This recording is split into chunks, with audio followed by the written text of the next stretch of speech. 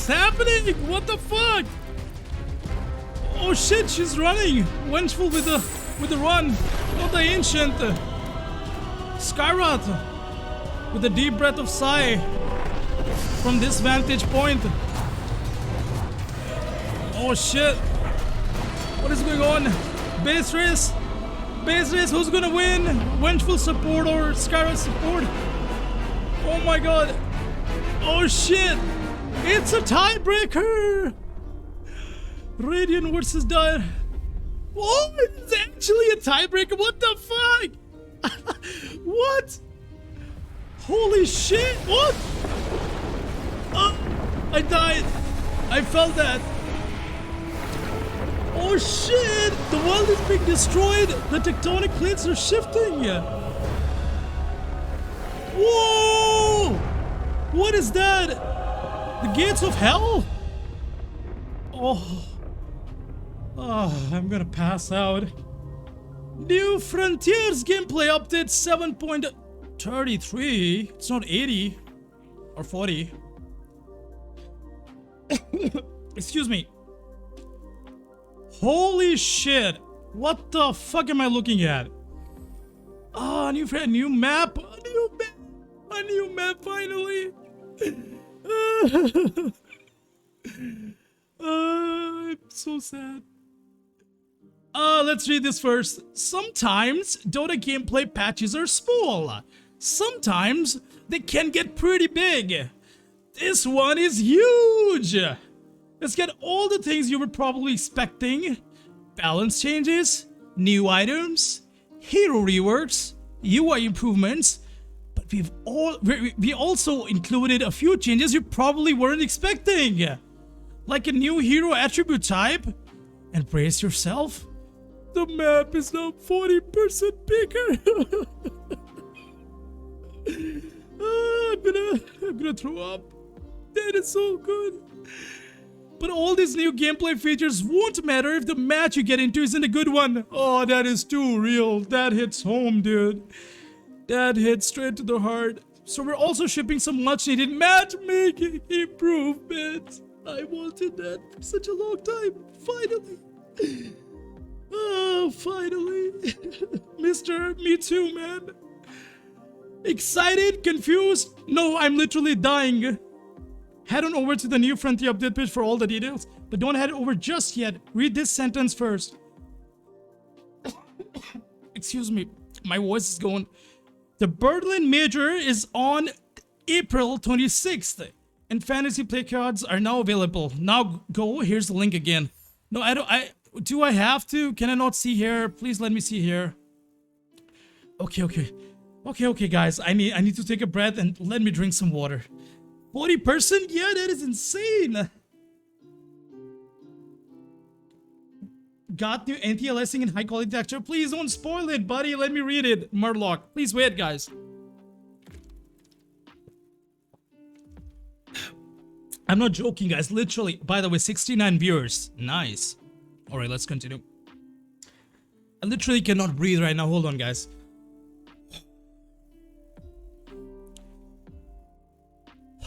Okay, let's go, guys. New Frontiers. We already read that. New map, major gameplay changes, and so much more. It's a whole new world to explore. Please, please, yes. The New Frontiers update is shipping a new map, major gameplay changes, matchmaking changes, user interface changes, and we're not kidding here, so much more. Yes. Yes, we needed so much more. How much more? So much that it's actually got hard to remember it all. Oh fuck no, dude. Look at that game. Oh, look at the bar, dude. We're gonna hear for 3 hours, dude, minimum. And I'm out of breath and life already. So much more that it's actually hard to remember it all. And we started to panic for a few days until someone remembered we could just write it down. Bro, I am dying. You're talking about panicking. I'm literally dying over here. Let's go into it. Now we can read it at any time you like, and you can too. Start scrolling to read on. Yes, sir. I'm on it. I'm on it, guys. Let me drink one more sip of water and big breath, guys. Literally. I got way too hyped. Way too hyped.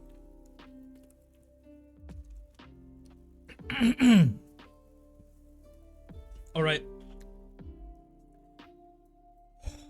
No spoilers in the chat, guys. Please wait, please wait. New map, guys. The Dota map has been massively expanded. The core objective of the game remains the same. Your lanes aren't further away from each other, and everything you need to win is still in the center of the map. But with 40% more terrain, there's plenty of room to reap new resources and discover new strategies. Both main jungles have also been fully reconfigured, shaking up vision placement, geoc routes, farming and more. Explore the new world. Roshan's new homes. Roshan sold his old river pit and is taking advantage of all this new real estate. He's got now 2 fantastic new pits located in the northwest and southeast corners of the map. It's a pit lover's paradise, boasting peekaboo views of the fountains and just minutes away from the secret shop. These pits must also be close to a gym because Roshan's even tankier now. Roshan also no longer drops Aghanim shards and now drops cheese on his second death instead of third. His third death drops a refresher shard or a scepter depending on whether he's in north pit or south pit. Wow, that's cool, man. That is cool. Let's take that in, guys.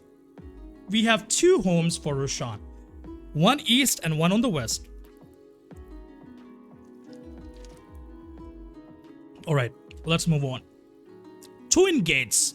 2 gates now connect the corners of the map near the safe lane towers, allowing players to teleport instantly from one edge of the map to the other. This is a gameplay change, but it has also obvious lore implications. You guessed it, Dota 2 now unofficially exists in the PMEU, Pac-Man Expanded Universe. What the fuck? What is that? Pac-Man Expanded Universe. What? That's kind of weird. Lotus pools. Oh, that looks so cool, guys. That looks way too cool. Both of them looks really cool, dude. Players can now find lotus pools on the left and right sides of the map. So these are basically updated shrines to 2023. Players can now find lotus pools on the left and right side of the map, near where the creep veils first meet. They periodically spawn the fruit that when eaten grants mana and HP. Players can now stockpile this fruit and then combine it into even larger, higher value fruit in the late game. This large fruit can even be combined into incredibly large fruit. What happens if you combine the incredibly large fruit? Probably nothing. Definitely something. The hype. Guys, I don't know, guys. I don't know. Hold on, guys. I need to catch a breath, guys. Hold on, please. Give me a moment. If you're excited, guys, leave a like right now. Hold on, guys. Hold on, guys. We need to take just a moment here. Oh, that's just too much to take in just now. My God.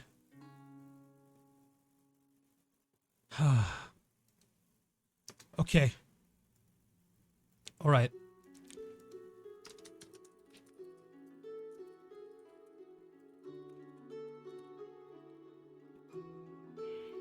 Alright guys, let's continue.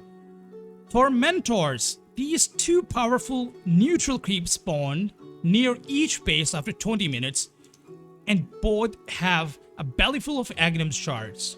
But there's a catch, and the catch is there's 2 catches. 1, Tormentors are equipped with mega shields, which reflect most of the damage you throw at them. So it's great for Axe or other core heroes. They grow stronger every time you kill them. So it'll probably require your entire team to take 1 down. Wow. Another side objective that is also kind of a main objective. Watchers. Watchers are like Terminators, but for watching. Terminators for watching. Interesting. They are relentless. They don't know pain. They don't know fear. They are lazy though. They are lazy? What? They won't start watching until you click on them. So I guess you have to capture them like shrines or like outposts, I guess. That makes sense. Watchers begin the game inactive and neutral, but once activated, grants vision over the Watchers area for 7 minutes, or until your enemies sabotage it to temporarily disable it. When the team kills Roshan, all Watchers will turn to their side. Wow, that's pretty cool. That is cool. Very cool, actually. That is massive, actually. Imagine in pro games, instead of Roshan, we have Terminators and Watchers, the Terminators, and more. We're not done yet. We have more, guys. Defenders Gates. Defenders Gates. Alright, let's see what's here.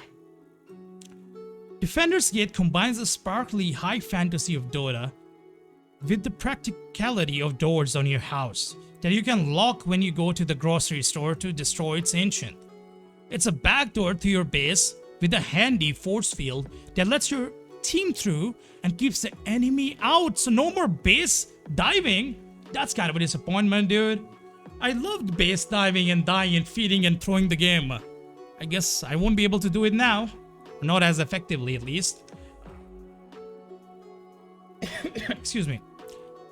Lets your team through and keeps the enemy team out. While the enemy is assaulting the front, you can sneak in and out through the back. Interesting. Oh my god, what is that? Is that the father of all gems? Wisdom runes. Explore the edges of the map to unearth wisdom runes, which grants XP boost to any hero wise enough to steal one. Wisdom runes spawn near your base, offering an easy to defend way to keep a losing game from spinning out of control. Wow, that is insane, guys. A wisdom rune. That sounds very cool, actually. That sounds very cool. Shield runes. Wow, we have new runes, man. We have new runes. Shield runes. River runes also get an addition with the beefy new shield rune, which now gives 50% of your max HP as a barrier. So the more HP you have, the more stronger the barrier you will have. It's directly related to the amount of HP you have. So the more numbers on HP, the more stronger the shield you have. Dive a tower for a kill in the early game, or walk up a blind hill to surprise both yourself and the enemy team. Oh, I love this. I'll be diving with my Invoker every fucking day, boys. Using the shield runes. Alright. Guys, are you enjoying this? Let's continue. New creep camps, man. Excuse me. I see the old troll. What do you mean? 12 new creep camps! Dude, what? Now there's farm for even my supports. My supports can farm now, guys. I'm so happy for them. So happy for them. Now they will not ruin my games by stealing my farm. They can farm in their own camps, man. No sarcasm, guys. No joke. Alright, let's continue. Some of the creeps got tired of getting butchered all the time in the jungle and have established 12 new camps scattered throughout the expanded camp. So now you can butcher them there too. Man, that is freaking sad, bro.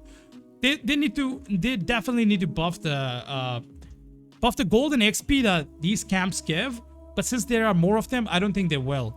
Just make them stronger and harder to kill. That's my opinion. Anyways, new outpost, guys. New outpost. Let's see what's here.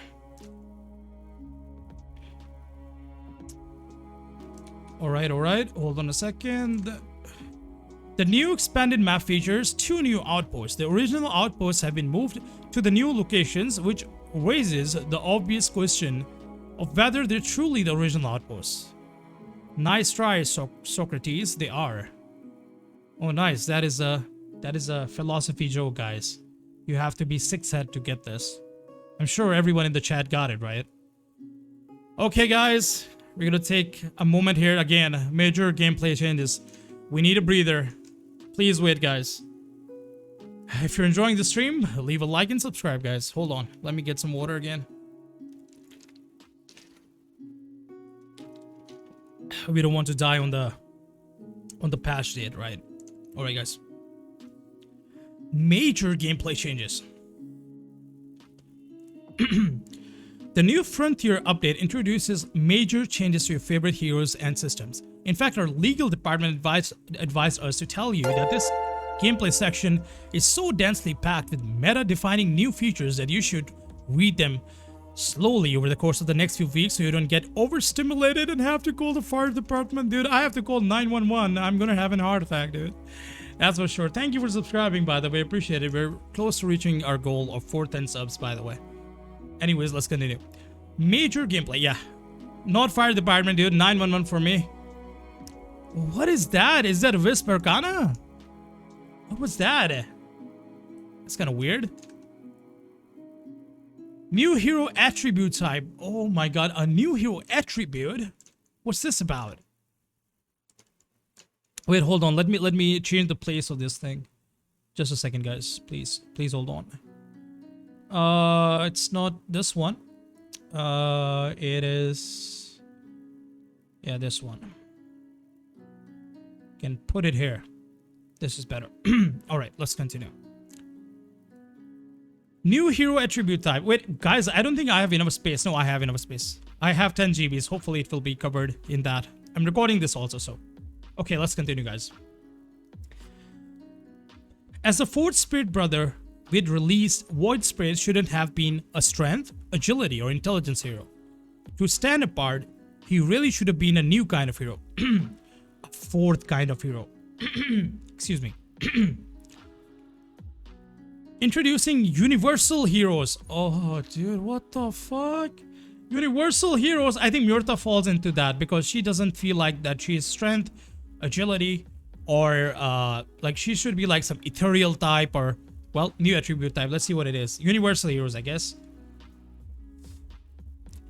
A new main stat group composed of existing heroes that now gain 0.6 damage from each stat or any attribute. So basically you need to buy Sandin Yasha and Manta style on these kind of heroes. Our engineers assure us this number is perfectly balanced. As all things should be. Unless it isn't. But the good news is, we're all going to find out together in the grand adventure that is the New Frontiers update. It is a grand adventure. Sig, thank you for subscribing. Appreciate it, man. New Frontiers update. Let me add in the title also. Hold on a second, guys. New Frontier update. There you go. Be patient, guys. It's a very long patch. Get your snacks. We are going to be here for a while. I don't know why I sounded Irish for a second. Alright, let's continue. BKB. Guys, what are your guesses? Removed from the game or what? Removed from the game or something incredibly powerful to BKB?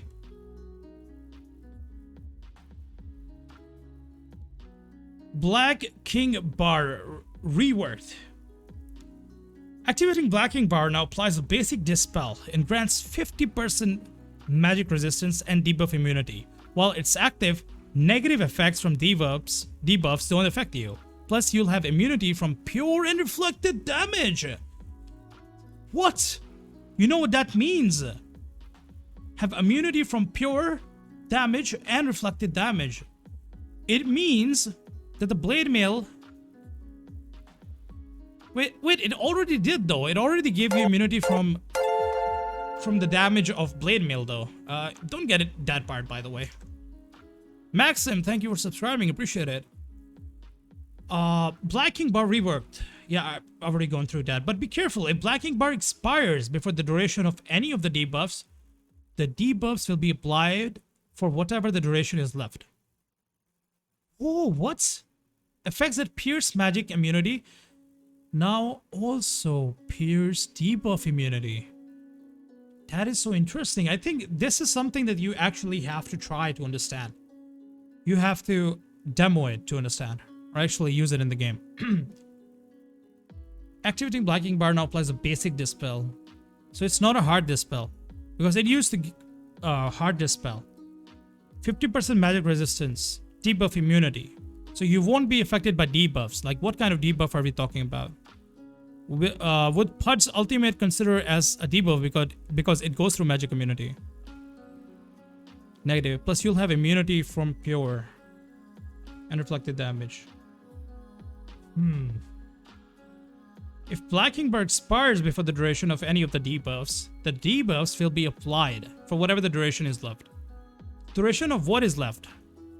So you will not be affected while the BKB is on, but once BKB is off, you will still be affected by any debuffs. For example, if Metamancer spits on you and you click on BKB, For the duration of the BKB, you will not have any effect, like how it normally works. But after BKB ends, the poison will still affect you.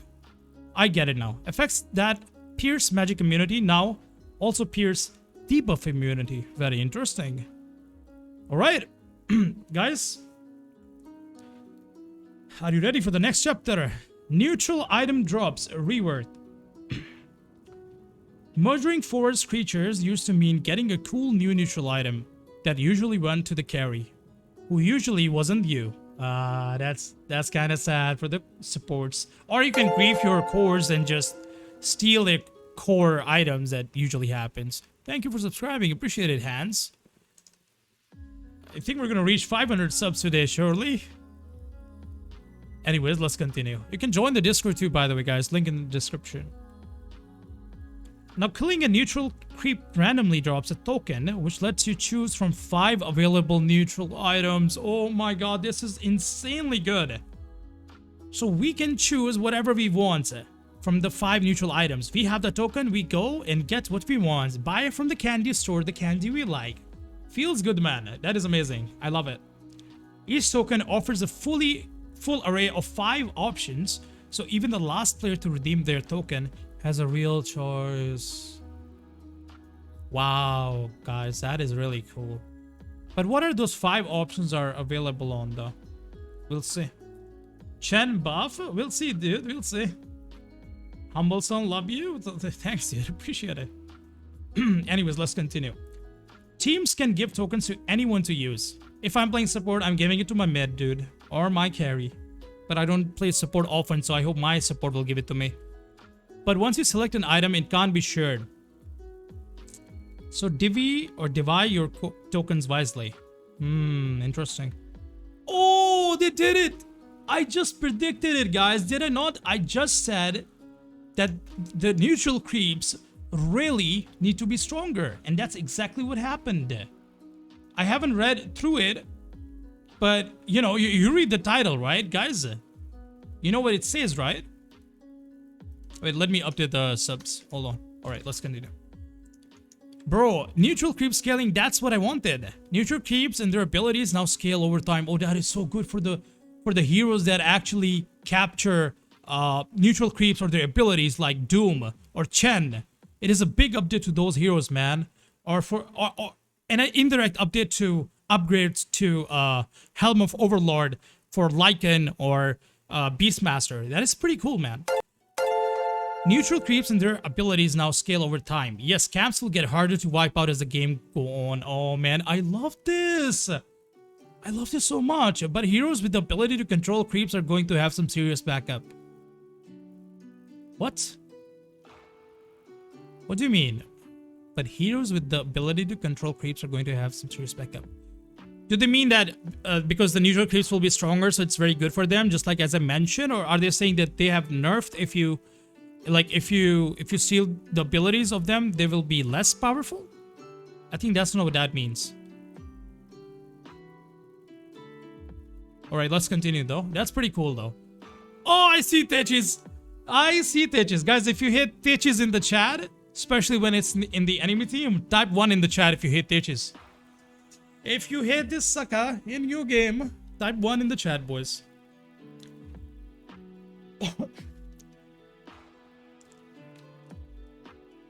Alright, kill formula rework. We've reworked the kill formula to make early game kills more impactful and motivate players to gank other lanes. Yeah, dude, I'm just sleeping, dude. When I play Invoker, I just sleep in the lane, guys. I just sleep in the lane. And then we lose the game. Because I end up losing the lane, or just the enemy person is just ganking all over the place while I'm still AFK in the lane. And then it's just so bad. Thank you for subscribing, Ralph. Appreciate it, man. Kill formula reworked. Okay, we've reworked the kill formula to make early game kills more impactful and motivate players to gank other lanes. We've also reduced the gold scaling for lane creeps, making creep farming less profitable as the game progresses, and encouraging players to beat the gold out of each other instead. Oh, forcing fight, guys. I think that's great though. I think if you control neutral, it's back to normal. No, I don't think so. Either it means it's worse, right? Serious backup. Well, backup is a good thing. It's not. What's the other thing you say with the back? Not back up. I just can't think of it. But there's another word in English you say with the back. I can't think of it. Back draw, I guess. It's not a draw though. Anyways, so yeah, that's pretty cool. So we have to kill heroes in the late game as the game progresses, mid-late game or the late game, because that would be more profitable compared to just farming in the lane. So if you're farming in the lane AFK and not playing with the team, you're going to have less farm and hence less chance to win game, and hence you will, if you play rank games, you will lose more rank games. It indirectly means all of that, right? So early game kills more impactful and motivate players to gank other lanes. So early game 2. We've also reduced gold scaling for lane creeps. So the gold scaling for the lane creeps in the late game is also worse. So you really do have to fight with your team and teamwork. Alright, that's great, guys. That's too much. Like, I'm already, like, I'm personally satisfied here. Everything else from here is just a bonus, guys. To be honest. Like, all the wait was worth it. I forgive Valve, dude. I forgive him. It's all good, man. It's all good. An unstunning new feature. Unstunning? What? What did I read, guys? Unstunning? What is that? Hey, yo, unstunning. I've heard about stunning. What is unstunning, guys?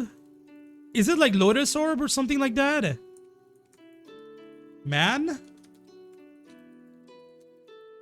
Oh my god. This sounds really crazy though. Playing your hero is always more fun than sitting around not playing your hero. Well, yeah, that is what stun is. You just can't play. It's Dota 3? It feels like it, man.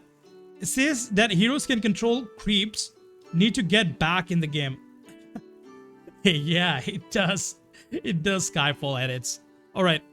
Anyways, let's continue. What does it say? Well, fans of playing things and critics of not playing things, your dreams have come true. Get ready to play your hero more than ever before. Man, I don't know how I feel about it. Because every time I play Invoker, I'm literally begging my team, please pick stun. Please pick more than one stun or even one stun.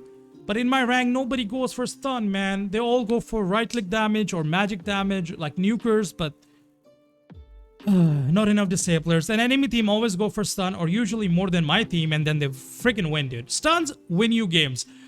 You guys have heard that quote, right? Wards win you games. But the quote by me is stuns win you games, man. I thought unstunning is a dispel for stunned hero. Yeah, that's what I thought as well. Everyone says, bruh, it got confused on I got confused on the shield update. What's it mean? Is it like some barrier that can break like a F.A.Q shield? Yes, everyone. It means that the 50% of the HP, for example, if you have 1000 HP and you're playing like Wind Ranger and you get the shield rune, you will have 500 HP barrier, which means that people need to, or enemy need to break that 500 damage on your HP. Then they will, then your HP will be affected. So you have 500 damage block from all sources. In other words, Leon says, "Welcome to Dota 3." Yep, it is. If graphic engine is upgraded, it will be Dota 3. I think they did do something, but I will read it later. All right, guys, let's move on to the next one. If you're enjoying, consider leaving a like and subscribe, guys. Appreciate it. All right, let's move on to the next one. Oh, dude, hero highlights. Are you guys ready, guys? Are you guys ready? We will demo too, by the way, Jordan, later. Okay, let's continue. Hero highlights. While all the heroes have been balanced, some have been balanced more than others. We're calling out a few of those here. Oh my god. Please. Tinker needs to be balanced. I haven't scrolled down. Any guesses, guys? Ismail says, time to leave Dota, not fun anymore. Bro, what are you saying? It was not fun earlier. It is super fun. It is going to be super fun now. There's just so much to do. Before, Dota was one game over and over again. But now it's that one game, it's that one map with a lot of things. And those a lot of things will make things for you to do to not get bored, especially for the Zoomers, man. Any Zoomers in the chat? It's going to be really fun, man. You will always be doing something. You will not be AFK hitting the freaking creeps. There's things to do.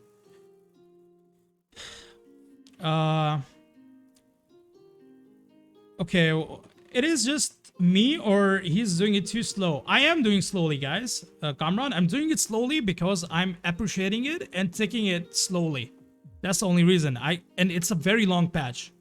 My voice is already getting like I'm losing my voice, so it's a long patch. We will go through slowly, guys. Not super slow. Okay, let's move on to the next one. There's no rush. We're chilling here. Dota is still in beta. Yeah, it's always been. All right, guys. Hero highlights. Let's see which heroes did they balance. My guess is Tinker. Fundamentally changed. Tinker. And Clinks. What? Oh no. What did they do? Murta. Excuse me. After 2 months of haunting the lanes, Murta has finally found her Aghanim Scepter and Shard. Let's fucking go, man. As a Murta enjoyer, as you can see from my profile picture too, actually I changed it to Marcy. Got Marcy. Show us the map, please. Well, I will later. It would be end of the stream because we're going through the patch right now. Daniel says, you're quitting Dota for an update, lol. Most basic human. I think most basic human would quit Dota because of lack of patch. And many did, actually. Many went on a long hiatus. Okay, what Klink says, most of Klink's abilities, like the best abilities in life, now create skeletons. What? Now any ability would create skeletons. Okay, that's better. That's what it means, I think. Alright, let me get some water, guys. Just a moment.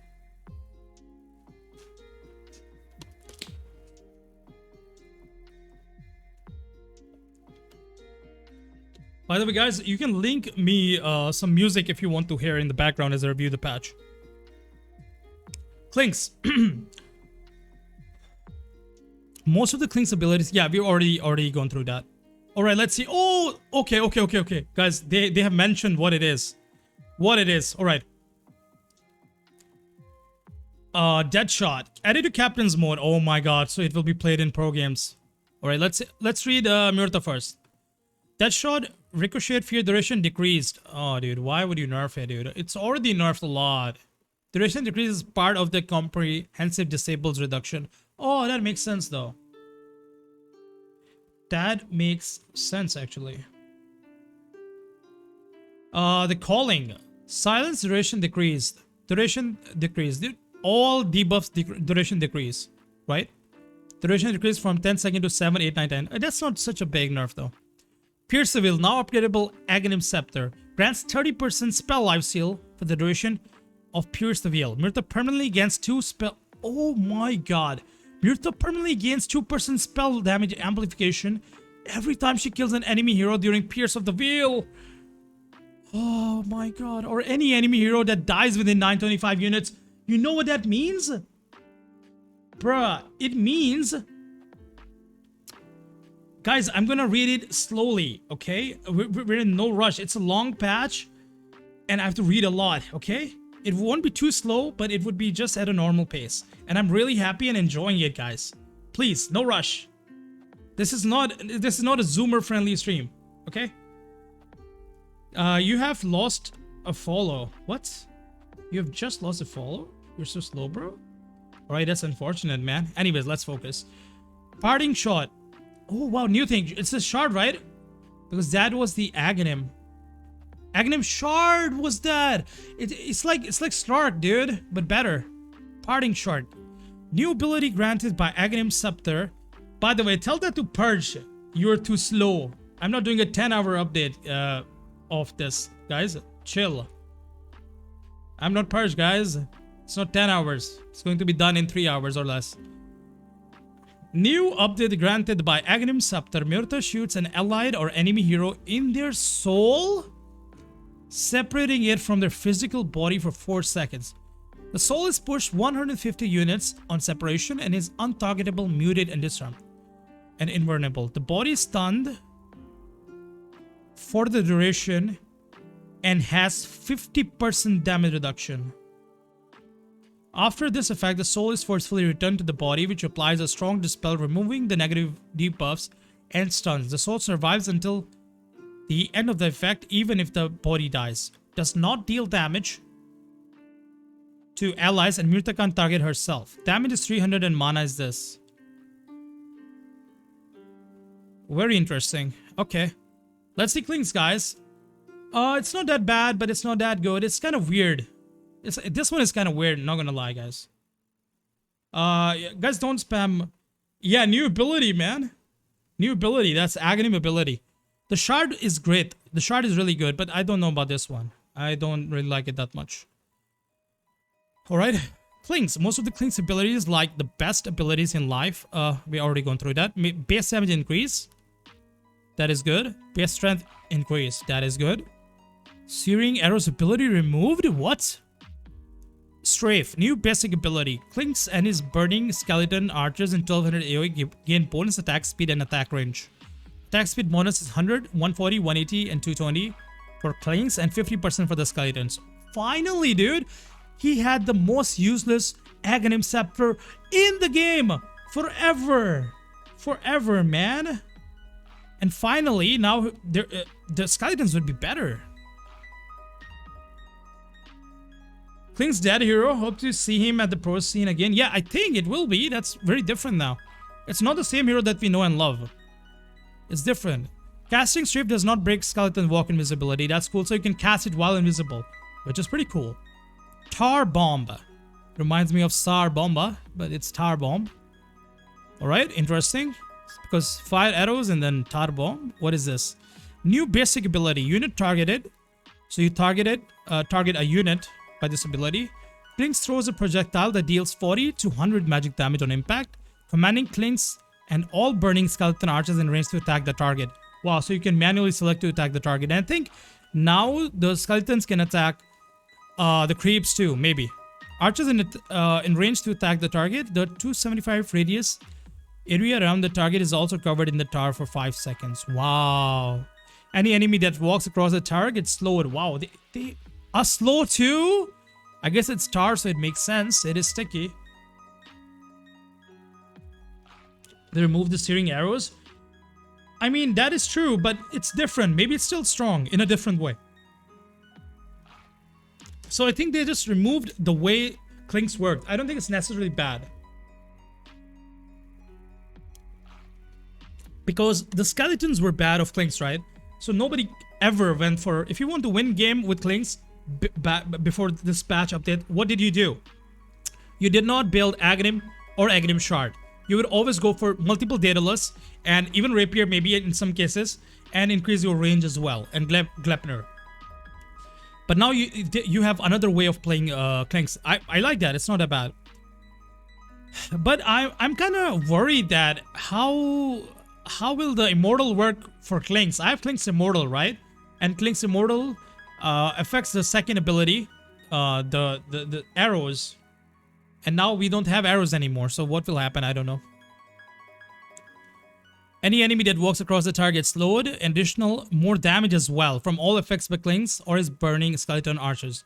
Effects persist for 2.5 seconds after leaving the area. So it is like Myrta's circle, right? Or what's the other example that you can think of? Yeah, Myrta's circle is the perfect example. You're slowed while you're inside. No, actually, the other one is Warlock. So the slow lingers when you're affected by that. Hello, Kian. I haven't gone to the heroes yet. I will eventually. All right, let's move on. Death Pact now has a basic ability. Death Pact is a basic ability now, so you can eat your range creeps and secure easy range creeps. Now has 1/1 and 2/2 charges and 40-second charge restore time. Yeah, basically you can secure the creeps all the time and have more ability to kill enemy units Now creates a burning skeleton archer in the place of a kill creep. Wow. So if you kill a range creep, not only you will get the range creep, but also there would be a skeleton hitting the enemy. That is cool, man. Skeleton hits to kill is 3. So you have to kill it 3 times, otherwise you keep going to get hit by the death pact skeleton of Klings. Skeleton damage is 20%, and skeleton deals 25% less damage to buildings. Oh, that's fine. Oh, now it can attack buildings too. Before skeleton didn't do anything, man. Holy shit. Yusuf says, what the fuck, Klings? Yeah, I know, right? They changed the Klings at all. Completely, I mean. Mana cost decreased from 100. Mana cost increased from 100 to 60. Creep max level is now 4, 5, and 6. Now you can eat bigger creeps too. Because creeps are going to actually get stronger as well. So this is just good in many ways, actually. This is good in many ways. This patch is just too big. Ahmed says, yes, this is humongous. And we're going to be here, guys. We're all here going through the patch together.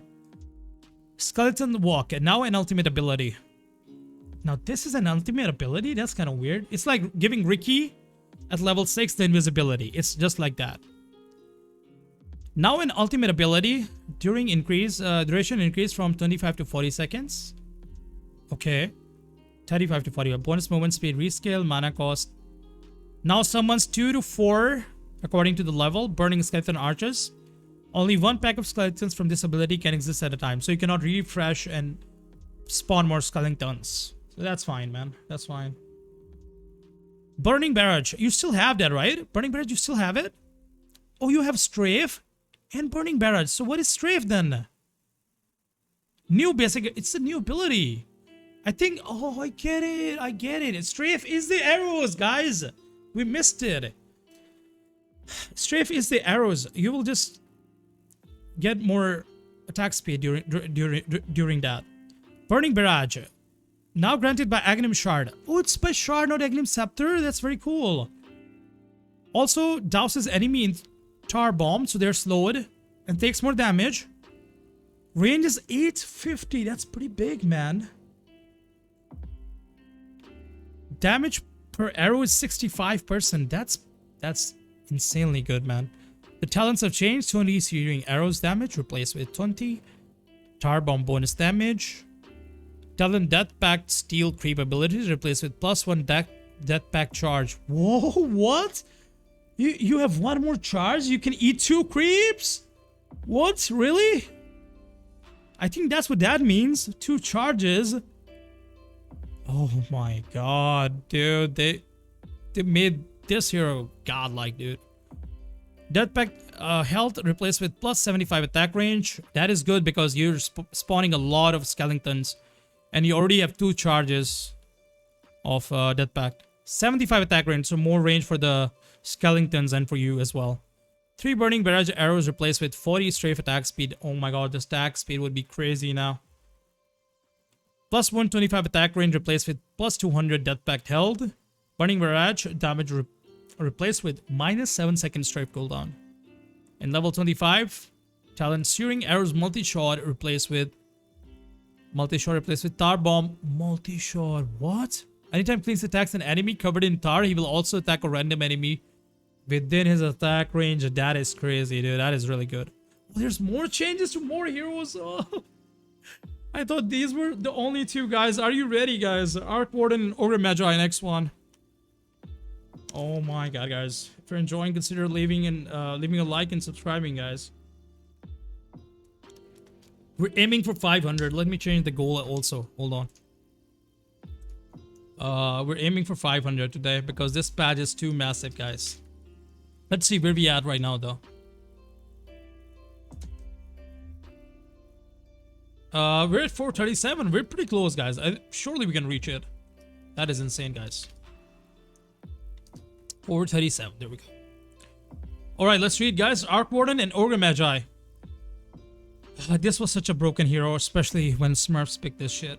Arc Warden used to create a perfect clone of himself, but now he makes a better version of himself. Or worse. Either way, it's different and uncontroversial, we imagine. It's going to be so controversial.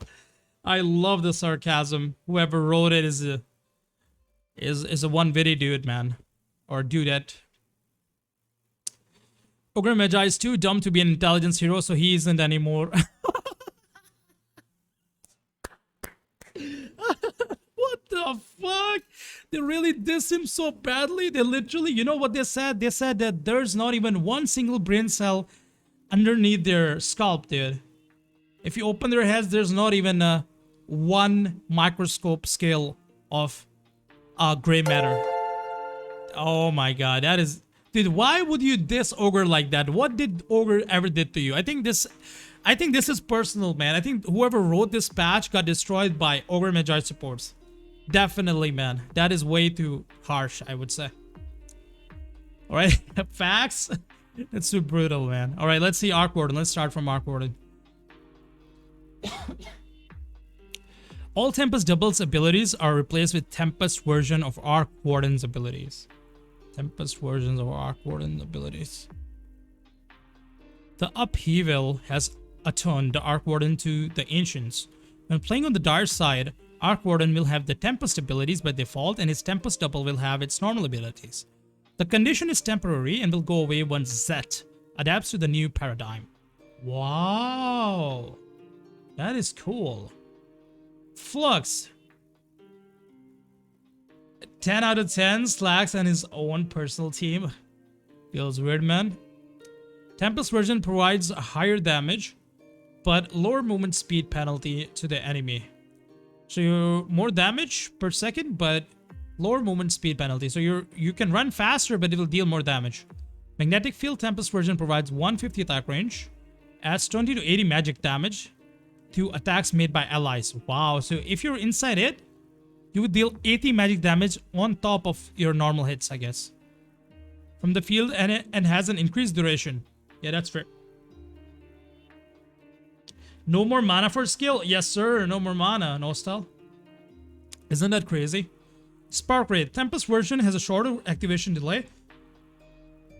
A faster moving Wraith. Longer slow duration. But has a lower damage. Yeah, that's fair.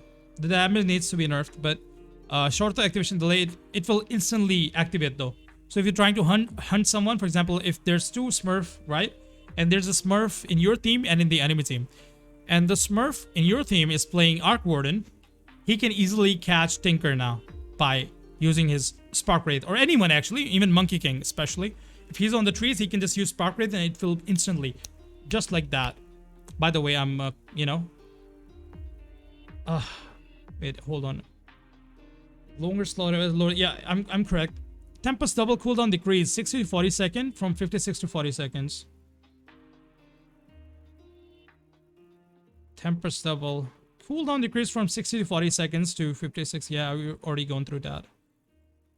Talent changes 40 magnetic field attack speed also grants 40 magnetic field damage. So, oh my god, that is too OP. More attack speed and more magic damage that you're gonna deal. Ooh, wow. Plus 125 Spark Rate damage replaced with 35% Spark Rate damage. Which would be, I think, more than 125. Oh, I think less. Less, like 75 or 80, I think. Talent 40% level 25 talent, 40% Tempest Double cooldown reduction replaced with no damage penalty distance for Tempest Double. Wow, so there's a damage penalty to the Tempest Double. Interesting. Alright. Let's see how did they did dirty to my boy, Ogre Magi, guys. Ogre Magi is too dumb to be an intelligence hero, so he isn't anymore. Primary attribute change to strength. Oh, I thought it would be the balance hero or the universal hero. Oh no, they made it strength. Yeah, that's fair. He has an incredible strength gain, so I think he will have even more now. Strength gain increased from 3.3 to 4.2. Oh my god, I told you guys. He would have enough HP by level 25 that it's almost like he has heart now. It's gonna be insane. Base intelligence decreased from 15 to 0. Oh man, they're literally 0 intelligence. Intelligence gain decreased from 2.5 to 0. Always a 0 intelligence. Always. Yeah. That was in the riddle. I couldn't guess it, unfortunately. Base mana increased from 75 to 120. And base damage increased from 54 to 60. So he will still have mana, guys. He will still have mana, but no intelligence. That is interesting. So, like, How will he gain mana then to use spells? Maybe he will use health instead. Health as a resource. Ogre offlane? Habibi says, yeah, that's for sure, dude. Ogre Magi offlane. Unironically, that's going to happen, man. I've seen him being played right now as an offlane, but it's not that good, but now it is good. Dumb Luck, new ability. Man, dude, they're literally dissing Ogre. What's wrong with these guys? Bullying Ogre, man. New innate ability. Max intelligence is 0. Ogre Magi receives 6 maximum mana and 0.03 mana regeneration per point of strength. Each 20 points of strength also increases multicast chance, but what the fuck did I read? What? What? No, he has mana, Claytus.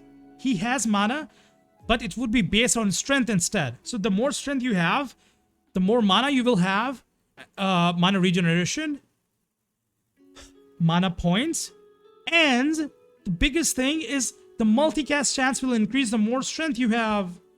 So just buy bracers, man. Only affects multipers over 0%, so the cast 4x cast chance won't trigger on level 1, etc. Wow. Okay, dude. This is still insane. This line is useless. It is still insane. Stun duration decreased from 1.5 second to 1.2 second. Yeah, that is all guys. As we move on to the more changes, the general thing we need to keep in mind that all kind of debuffs have been reduced. So they're not as strong as anymore. The fears, the stuns, they've reduced a little bit, okay? Because stuns were too long and too annoying, and so we're gonna play more. I think that's what they meant by being stunned for less. 6 hard and Apex. Oh my god, guys. Leon and Cletus. That is some nightmare shit, dude. Man, they changed everything? Yeah, it's for the better, man. I really wanted to change. This is excellent. Alright, let's move on, guys. Holy shit.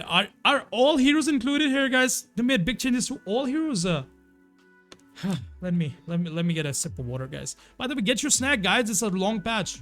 Gonna be here for hours. But certainly it's going to be shorter than Purge's analysis of the patch. That is 100% guaranteed. The man cannot speedrun the patch. And neither will we. We will go through at a normal pace. We will thoroughly enjoy the changes that we waited for like years. Literally years, 2 years, guys. So welcome back to Dota, guys, if you haven't played Dota in a while. You guys can play with me on the weekend, by the way. I play ranked games in Southeast Asia server. The link is in the description of the Discord. You can join. Alright, let's continue. Medusa and Alchemist. Now let's see if they diss Medusa and Alchemist too. Because they keep dissing everyone. Medusa now start weak as a baby. What the fuck? Literally calling Medusa baby, man. But like a baby, she can get stronger over time. What the fuck? Baby grows stronger over time? Over time? I didn't know that. When they grow stronger, they're not baby anymore, man. That's kind of weird. Alchemist. Alchemist, the hero, like all Alchemist players, is now innately greedy. Alright, boys. Where's my position 1 at? Position 1 Alchemist now. Base strength decreased from 17 to 0. What? Strength gain decreased from... What? Base strength... What? 0? What the hell? Literally 0, man. Oh, God.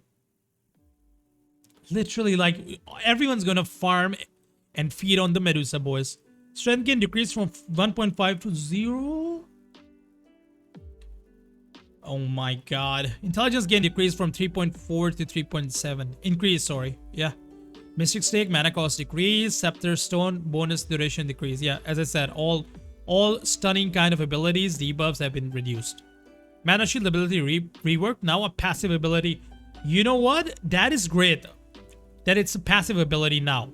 You may ask why. Because the teammates that I get who are playing Medusa, I don't know why, they keep turning their shield off and then they die. While they have 100% mana, and if they had mana, they could actually get a kill. Or actually survive and TP out or something. So now it's a passive ability, so I love that.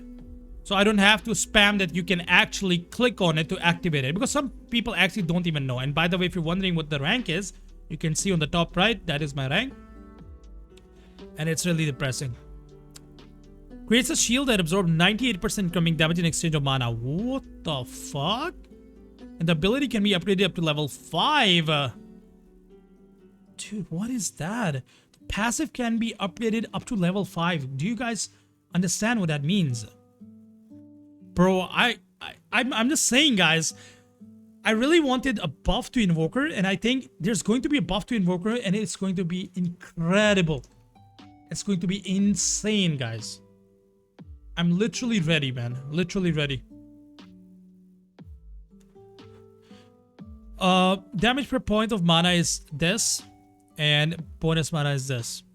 Now, if a hero has mana shield ability, their mana bar will be visible to enemies. Mana bar visible to enemies. If a hero has mana shield. You know why they said if a hero has mana shield? Because mana shield only Medusa has, right? They're talking about Rubik, because Rubik can steal a mana shield. Wait a second. Rubik cannot steal a mana shield unless they change something about Rubik that he can steal passives too, because it's no longer an active ability. So Rubik cannot steal mana shield. So that is weird that they said that now if a hero has a mana shield. Like, it's not like any other hero has a mana shield, right, guys? Or am I missing something here? Berlin will be fun to watch. Yeah. Waste of money, Meteor Hammer. Yeah, that's great. Fuck Meteor Hammer. Me and my homies hate Meteor Hammer. Stone Gaze. Stone Gaze farm duration in decrease from 3 to 2.4 seconds. Talents are 0. Thank you for subscribing. Appreciate it. Who subscribed? Mastery. Master Eti. Thank you. Appreciate it, man. You can join the Discord as well. Link is in the description of the stream.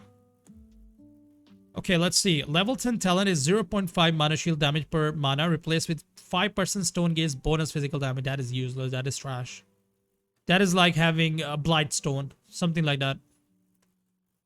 But I guess that 5% can scale in the late game though, because unlike the Deso or Assault that reduce the enemy armor, this gives you more damage. So this is better actually, because in the late game, the minus armor things get useless, but more damage still stays relevant. So that is good. Level 25 talent, 75 intelligence, replaced with 1.3 mana shield per mana. 1.3 mana shield per mana. So you don't need a lot of mana to have a lot of shield. You're gonna have a lot of shield now. Morphling copying Medusa. Oh yeah, I get it, guys. Very good. Clap, clap. Good job. So that's pretty much it, guys, for Medusa. Alchemist, let's see. Acid spray, cast point improved. Now it's instant, basically. Cooldown decreased from 32 seconds to 19. Mana cost decreased from 130 to 120. The duration decreased from 16 to 15 seconds. Damage per second increased. Yeah, that's fair. Nothing too controversial. Stun reduced. No need to read that. Let's see. Grievil's Greed. Now an innate ability. Max bonus gold per kill rescale from 15 to 24 to 18. So they reduce it? What? Bounty rune multiplier rescaled. 1.8 to 3 to 2. Ah, that's fair. That is fair. Alright, let's move on. Corrosive Weaponry. Oh my god, that sounds so cool though. Corrosive Weaponry. I think it should deal something with reducing enemies' armor. That's what I feel like, because it would melt the enemy's armor. That's what I feel. Let's see if that's true though. Now apply a passive ability. Now basic passive ability attacks. Wow, Alchemist with the passive ability, guys. Never thought that I'd see this day. Ahmed says Roche migrated to Mexico. More like Antarctica, dude. More like Antarctica. Wait, hold on. Let me reduce the mic volume just a little bit. All right. By the way, guys, how's the sound? Everything's good? Okay. Attacks apply stacking debuff on enemies that reduce movement speed by 3 to 6% and status resistance by 3 to 6%. So status resistance means the debuffs would last longer, right? Which would mean the more you would hit, the more movement speed would be slowed, and the more movement speed would be slowed, the more you can hit, and the more you will hit, the more status resistance they will lose. Oh my god. Which would mean that you can attack more, and oh my god, that is just like a infinite thing that can... Wow. Alchemist is going to be insane now. Very nice update, yes. Bro, it's Ahmad, not Ahmad. Okay. Instant nullifier. You pronounce the H. Ahmad. Right. Anyways, let's focus. Apply. Thank you for subscribing. Who subscribed? By the way, guys, if you subscribe and it doesn't show up, it's because of your privacy settings. So if your subscriptions are not set to public, it's not like Twitch. So on YouTube, it only works if your subscriptions are public, the notification of subscription. So I still appreciate your subscribing, by the way. Anyways. All right, let's see. Has no effect on buildings or Roshan. Dude, imagine if it had effect on buildings and Roshan. That is insane. That is insane if it had. But not really, because buildings don't move, so movement speed would be irrelevant. But, well, attack this status resistance is irrelevant too. It's not like Troll's ability that you're getting more attack speed or some shit. Max attacks are 11. It's 11, and at 4 levels, you can upgrade your ability to 4 levels now? Wait, what is going on? Yeah, I think it... dude, I think I forgot Dota for a second. What the fuck? It always do 4 levels, man. Debuff duration is 3.5 seconds. That is a lot. That is good enough. That is great, man. You're so terrified you can't click on Q button. You shouldn't. Which hero is stronger now? Resu says everyone is stronger, man, and everyone is different. Just hold on and go through the patch with me and see what's going on. Oh, new items, guys. Oh my god, I see it. I see it. It's about to happen, guys. Hold on, let me.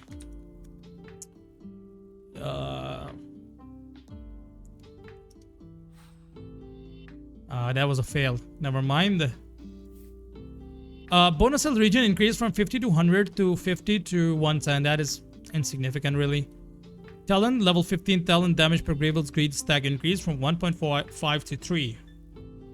That is insane. David says you're too slow. I think it... You know what?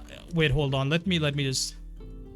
I will read patch at a normal rate. It would still be faster than average patch, average minor patch read by Mr. Purge. Alright, let's spin that. Alright. Alright, let's focus, guys. Oh, new items, guys! Oh, hold on. Let me sip water, please. Hold on. For all your purchasing needs, a new item, guys. Okay, blood grenade. Oh god, look at the... Oh my god, look at the... Oh my god, look at the icons, dude. Literally feels like actual 2023 icons, dude. HD RTX on icons, dude. Crazy. Blood grenade. Throws a grenade at the... Oh my god, I see the red. It will cost you health, right? It will cost you health. It says blood as well. Throws a grenade at the target area. Enemies in the area will take 50 damage on impact and be slowed by 15% and take 15 damage every 1 second for 5 seconds. Oh my god, I'm gonna buy that for Pudge. That is for sure. How much it costs? 65 only? What? So you can force a lot of fighting with this. Then we have Diadem. 6 to all tributes. Then we have Cornucopia, which is 5 health regen, 2 mana regeneration, and 7 damage. Interesting. Then we have Pavis. By the way, excuse my pronunciation, guys. I'm gonna butcher it a lot. These are very hard to pronounce names. Any changes in the ranking system? Yes, they have made matchmaking system changes as well, but I will talk about that later if we see that. Alright, let's focus. Pavis. 3 armor, 2.5 mana regeneration, and 175 health for 1400. It's like It's good for heroes that require mana as well. And not only Vanguard. So it's like a Vanguard, but that also gives you mana regen. So for example, it could be good for the hero that I think about is Primal Beast, right? Primal Beast needs mana and armor and health, so it's good on him. When cast on ally, grants them a physical damage barrier that absorbs 300 damage. Wow. Imagine your Dazzle has this and give it to you. So it's 300 damage, not physical damage, right? No, physical damage. Grabs them a physical damage barrier, not all types of damage. And range is 1000. Crazy, man. The G family says, thanks for doing this stream. Currently at work right now and want to know about the new update. Listening to you is informative though. Thank you so much, the G family. I really appreciate it. That is the reason why I'm doing it. I could just read patch alone in my dimly lit room by myself and then find ranked games, but I really wanted to do for everyone who's looking to come back to Dota, but they really have their hopes down about the patches and disappointment from the past. But now I really hope that you guys play Dota again and enjoy, because I love this game. It's a game of my childhood. All right, let's focus, guys. Phylactery, 200 health, 200 mana, and +7 to all tributes. Passive is Empower spell. The next unit target spell you cast on the enemy deals a separate 125 bonus damage to the target and slows them by 50%. Oh my god. Oh, slows them by 50% for 1.2 seconds. But it's a unit target spell. That is unfortunate. So what I was thinking, you know what I was thinking, guys? I was thinking to Sunstrike, because we need the health, we need the mana, and the attributes are good on Invoker. So having this instead of, for example, Hands of Midas, and using Sunstrike, and we will have more damage on the Sunstrike. Not only that, but the hero would be slowed for 1.2 seconds, but it does not work that way. Then I thought, secondary, I thought about Pudge using ultimate and then dishing 125 more bonus damage to the target, right? But, well, you can still get on Pudge, I will tell you why. But it's not that good because the slow is useless. But the damage is still okay. Because once you will start biting, because it's a unit target spell, you bite the enemy, you dish out the initial damage, and then 3-second bite, and you can rot away, and then after 3 seconds you can... Wait a second. But you don't... Hook doesn't count as a target spell again. Never mind, I think it's only good for heroes like Shadow Shaman's ultimate? No, what? Shadow Demon's ultimate. Or actually, when I think about other supports, it could actually be good for... Wait, it could actually be good for Shadow Shaman, because you can use your Hex on them, and then they would take more damage, and they would be slowed, and then you hold them. Oh my god. And then after the Hex ends, you hold them, and it will deal more damage. Or use your first spell. Your first spell would deal more damage as well and slow them. Oh, this is insane, dude. Harpoon, a 4,500 gold item. I think I'm gonna go this item 100% for Pudge. Let's see what it does. Okay, before reading, I think, what's the idea of Harpoon here? So, what I'm guessing, Harpoon would let you hookshot enemies.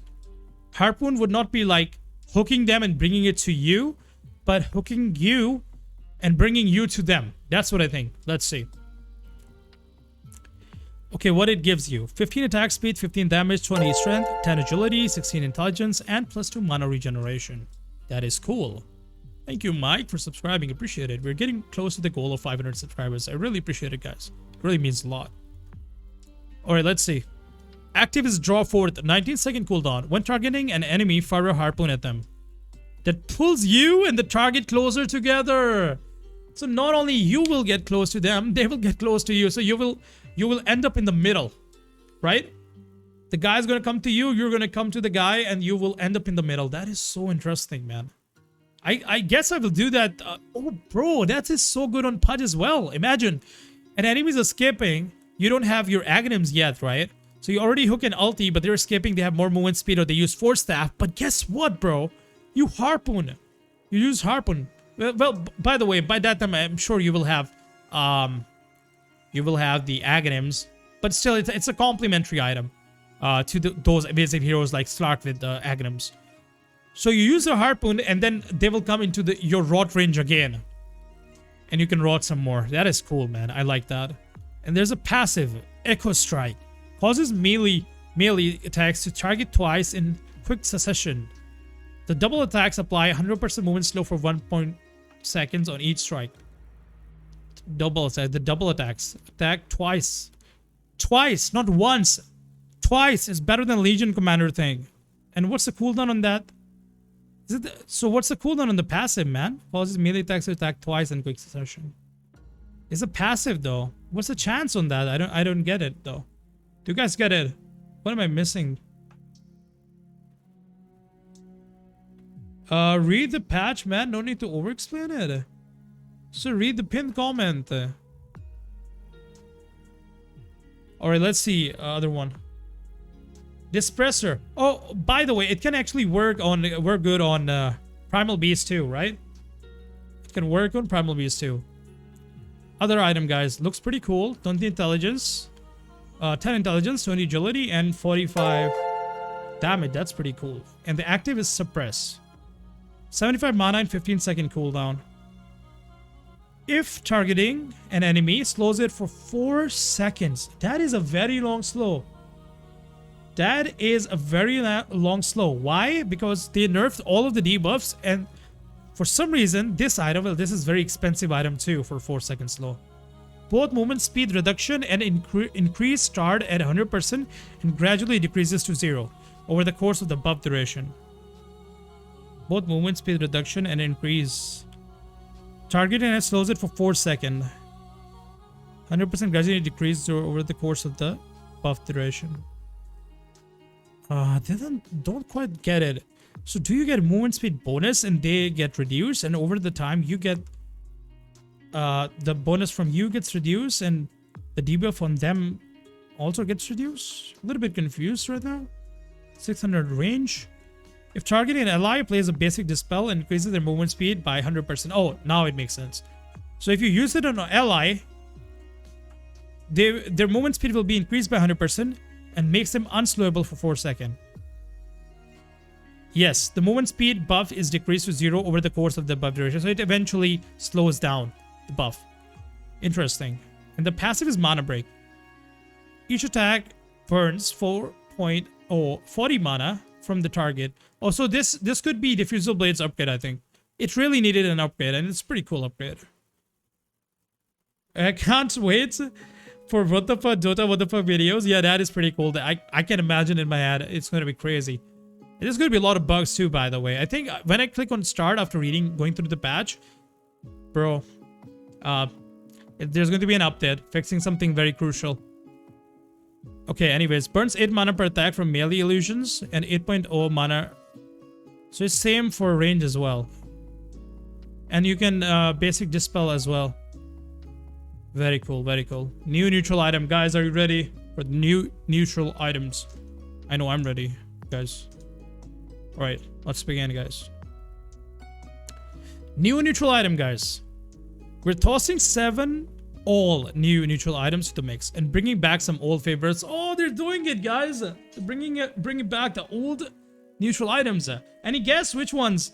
I wish they brought back Stout Shield. Anyone remember Stout Shield, or we have Zoomer players, man? Anyone remember the Stout Shield, boys? Double, triple Stout Shield on Axe. Duelist Gloves.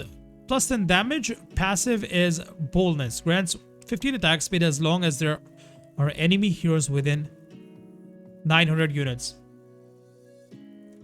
Okay, that's cool. For carries. More damage and 15 attack speed always when you're laning. It's very great in laning phase. But usually when you're going for the neutral item, you're done with the lane though. But that's fine. That's fine. Spark of Courage. Neutral item, passive Courage. Provides 10 damage when the hero is above 50% health and 5.0 armor when they're below that threshold. So I guess I can think Husker using that item. Slark using that item. Good on them. That's what I can think. That's what I think. Gossamer Cape. Passive. 6 cents. The cape looks cool. Guys, look at the icons. They look cool. This one and this one looks cool. This is okay. The passive is 6 cents. Automatically dodge an attack from an enemy hero. Automatically dodge an attack from an enemy hero. Every 5 seconds, you will dodge an attack from enemy hero. Wow, that is cool, man. That is one item that you can go use it for the mid game. Oh, that is a mid game item. Okay, okay. Defiant Shell. Tier 3 neutral item. 5 armor, 7 all attributes. Reciprocity. When attacked, the hero counterattacks the target within their attack range, 5.2 cooldown. You know what this reminds me of? If you've played Path of Exile. If you've played Path of Exile, you know what this is. Vindicator's Axe. It's tier 3 neutral item. Bonus attack speed is 25. Passive is Vengeance. By the way, this item is very good on Legion Commander. I think it's made for Legion Commander. Could be okay for Axe, but not really because Axe don't have a lot of damage, so the counter attack is kind of irrelevant from Axe. But with Legion Commander, it's pretty good. Vindicator's Axe, guys. Passive is Vengeance. Provides 30 damage if equipped hero is silenced. And 15 armor if equipped hero is stunned. Oh my god, this is so good. This is so 15 armor if hero is stunned.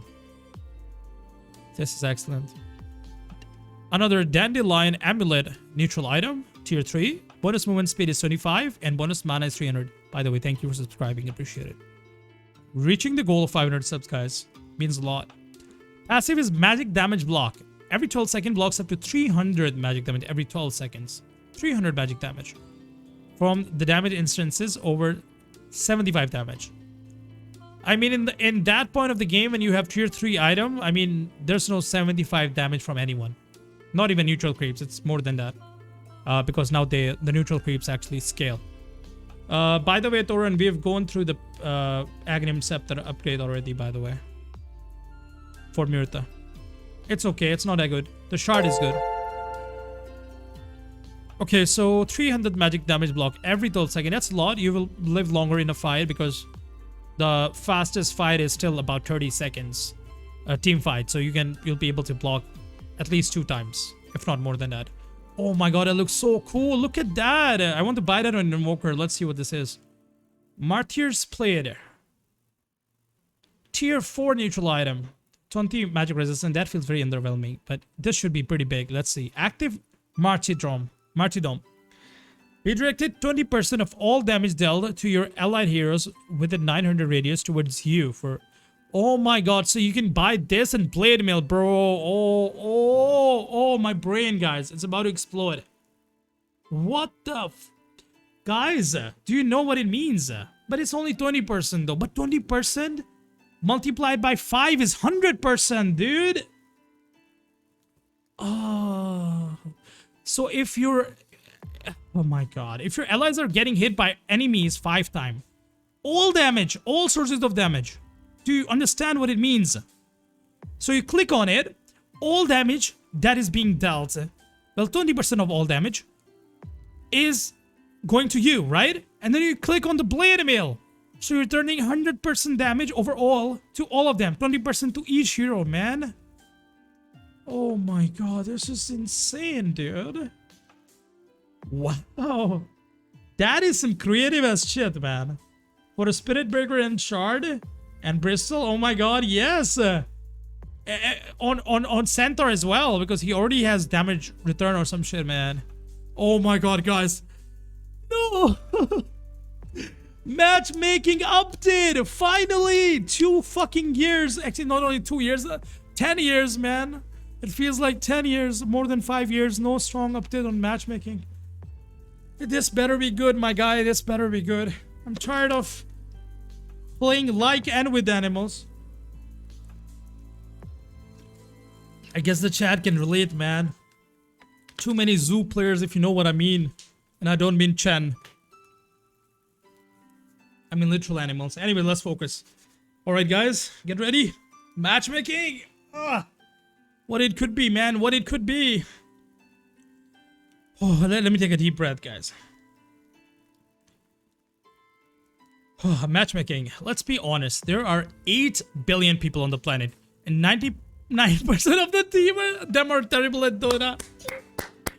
Oh, I love it. I love it. I love them taking shots at my teammates.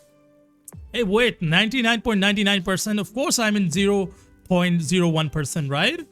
Right, guys? Basically, they mean all pros are trash too, by the way. Only 0.1% are okay. They don't even say they're good. Maybe they're just okay. They're not just terrible. They're just better than terrible. I love this line, by the way. This means matchmaking can be a challenge, especially if you're good at Dota. Oh, I'm the best, guys. Have you guys seen my Invoker? I'm gonna post the highlight. Hold on. But you can watch it later, though. We're reviewing the patch. We're reviewing the patch right now. But this is the highlight video where I play insane Invoker. Surely you guys will enjoy that later. Anyways. Alright, let's focus. If you're good at Dota and like playing with people who are almost, but hopefully not quite as good as Dota as you are. Yeah, I wish that was the case, man. I wish this line was true. We've done a bunch of work and a bunch of math to improve the quality of our matchmaking across the board of players of all skill levels. Bro, just get AI to do this shit, man. Get AI to do this shit, please. How's the audio, guys, by the way? Audio good? If audio is good, type audio okay. Alright, let's go, guys. Guys, surely I'm gonna reach legend now. Surely I'm gonna reach legend. Lena Arcana, nobody cares about the Arcana. Bobo! Bobo! Is it a voice line? What the fuck is that? Bobo! This is... Wait, is it a player or is it the Tagalog, the Filipino language curse of idiot? It means idiot. It means thanks and handsome too, my Filipino friend told me. Alright, let's focus. What is it, man? What is it? Oh, dude. Oh, I ain't ready, guys. And neither are you. Audio okay? Thanks. Appreciate it. Anur says... I can't pronounce that. Wengtori? What's that? Wengtori. Matchmaking with confidence. Matchmaking rating is really just made of two numbers. Rank and rank confidence. Oh, dude, I have 100% confidence, dude. I have 100% confidence, dude. But when it comes to rank, you guys can see my rank on top right. My rank is not high, guys. Let's be real. Your rank is an estimate of your skill. Yes, it is an estimate, guys. It's very important, guys. You guys might be immortals in the chat. You guys might be 10k MMR in the chat, but it's something that you may not realize. It is an estimation of your skill. It is not the definition of your skill. There's a huge difference between those two things. It estimates that, oh, you must be this skilled and they put you in that rank. You guys might be 10k, but your team is just holding you back. I mean, let's be real. That's the reality, man. That is the reality. You guys are 10k. That's for sure. I mean, if you 1v1 Miracle, surely you guys are going to win, guys. It's just your team is not letting you reach to Miracle. That's the issue. I get it. I get it, guys. I feel for you. And hopefully you feel for me too. And your rank confidence is our confidence in that estimate. When you play a match, we adjust your rank based on whether you win or lose. Your rank confidence also goes up because now we have more data. Undesired clumping, the worst kind of clumping. Dota has traditionally used a modified version of the ELO algorithm to implement rank. Rank confidence changes, but over time we've noticed a few problems with our approach. Now you notice? Now you notice? Guys, really? 10 years later, now you notice? Oh, I'm gonna die, man. Of disappointment and craziness. Now these guys notice. It's too late, man. Half of the Dota players have already left. I guess a few percentage will come back, and hopefully this change is it. For one example, the distribution of MMRs has gradually shifted lower, causing an undesired clumping in the 0 to 1000 MMR. Yes! There's so many high skill players in lower ranks and low skill players in higher ranks. I've literally seen that. Even it goes up to the top 10 players, or actually not top 10, but top 1000 players. Or top 100 too, actually. Another problem was the player who took a break and returned were having a hard time getting back to an accurate MMR. That is me, guys. That is literally me. I used to be a legend and I've been stuck in Guardian and Crusader for a few months, man. I'm getting back, having a hard time getting back to an accurate MMR because their previous skill level was no longer representative. New and improved clumping. To address this, we're switching to a different algorithm called Glicko. One should let you quickly and accurately get matched with other players at a similar skill level. On the match side, Glicko lets us better factor players' rank confidence into our calculations, resulting in more accurate decisions about rank gains and losses. The switch to our new matchmaking system will feel a little like the start of a new matchmaking season. All players will be placed back into a short calibration mode initially, seeded by their previous rank. Calibration is no longer a fixed number of matches. Instead, a player is considered calibrated when their rank confidence is above a certain threshold. Oh my god, that is excellent! Wow! 3-2 viewers, nice. Upon calibration, it is likely that you will end up with a different medal than you had before. However, even if your medal changes significantly, you should expect to be matched with players of similar skill level. Wow, wow, wow, wow. Clap, guys, clap. Clap for them. That is excellent. Matches will no longer have a fixed MMR gain loss. It will be variable based on number of factors, including the ranks and rank confidence of the participants. However, we will cap the gain loss per match to prevent particularly negative outcomes or abuse. Yeah, that's good. A player's rank confidence will slowly lower over the time if the player does not play matches. Yeah, that's fine. And then you have to go into the recalibration mode again. That is absolutely fine, by the way, guys. We've been running both matchmaking systems simultaneously behind the scenes for a while now to help us build confidence in these changes. We understand that accurate MMR is only one of the many factors that impact the match quality. And, like all changes in this space, we're interested in hearing your feedback. Yeah, that is fair. That is fair. Wait, hold on. Is it working, by the way? Wait, hold on. Chat is not working for me, guys. Just a moment. Adding Bobo? Yeah, definitely. That's for sure. Wait, what I wanted to do. Yeah, thank you for subscribing, by the way. Appreciate it. Yeah, I need to delete something, guys. Hold on.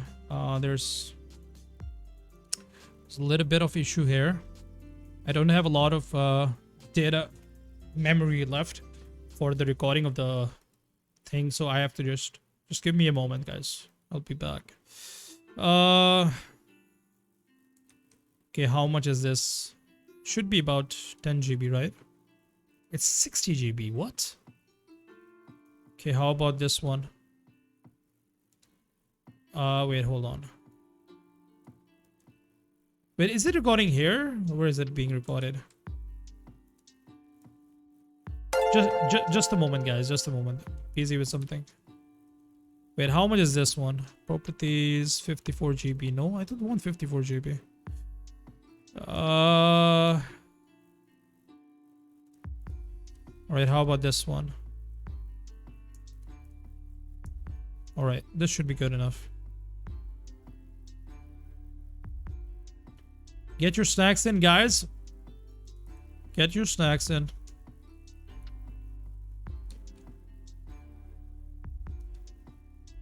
Yeah, 18 GB. We'll have good data. Enough data for this. GPK tilt. Guys, we're reaching 500, guys. If you're enjoying the stream, consider leaving a like and subscribe, by the way. Reaching 500 goal. That's a huge goal, guys, for me. Anyways. Alright, we're done with the matchmaking. Let's see. What is this? Is the Bobo still here? Yeah, here's the Bobo. Capital punishment, the Bobo, Mr. Muir, double downer, biscuits. Immortal matchmaking. Let's see what it says over here. Let's see, guys. Let's see. It's going to be special, that's for sure. At Immortal rank, knowing the other players, gelling with them, and choosing a nice balance of roles is more important than just MMR. So we've redesigned matchmaking at the Immortal level to account for that. Okay, that is very cool. So they will match the carry player with the support player. I think that's what they mean. Shout out Dodo. Jeron, dude. Appreciate it. Can you please go faster a bit? I'm going faster. As fast as I want to go. User interface. Blurry vision and shooting pains down your arm. And shooting pains.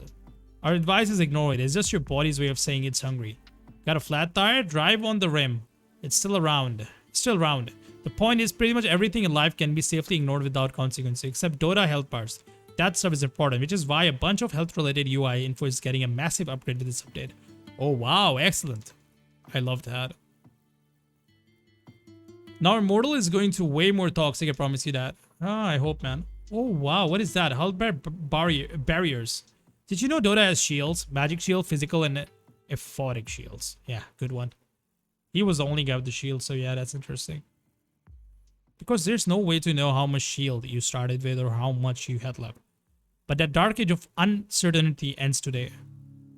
Now you can see everything, or at least both of those two things. You can even see which type of shield it is. To celebrate how much better all those old shields are with the visual upgrade, we've added a bunch of new abilities that feature them. Thank you for subscribing, appreciate it. Thank you, guys. We're reaching very close to our goal. Let's update the sub count. Thank you, appreciate it. Alright, let's continue. Health bar pips. Some units don't have additional... Oh, so these are 2 hits. So 1 hit, 1 health bar, 2 hit, 2 health bar. Second health bar going as well. Some units don't have additional health bar pools and require a specific number of attacks. Yes, like Shaman Wards. That is very good. That is cool. Now, instead of the usual guesswork or some genius level counting in your head, you can just look at the unit. You can just look, guys, you want to murder. What? It'll show handy little pips that present the number of hits it can take before it shuffles off this mortal coil. Code from Hamlet's health bar.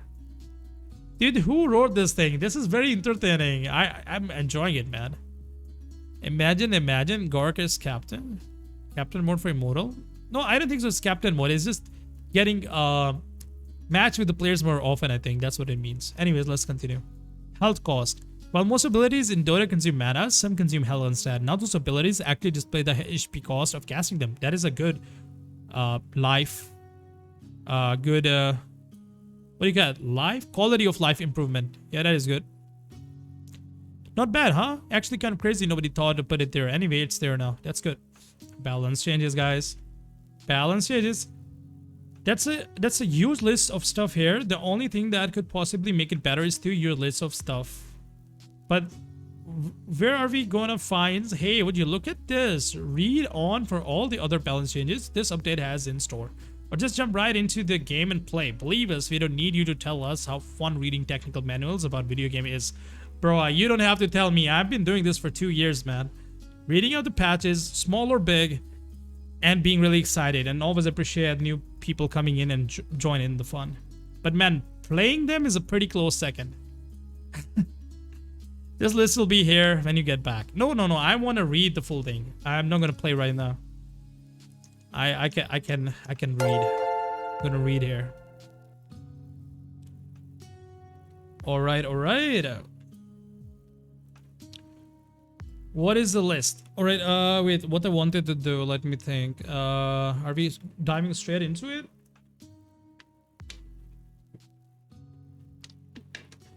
Guys, are you enjoying some snacks, by the way?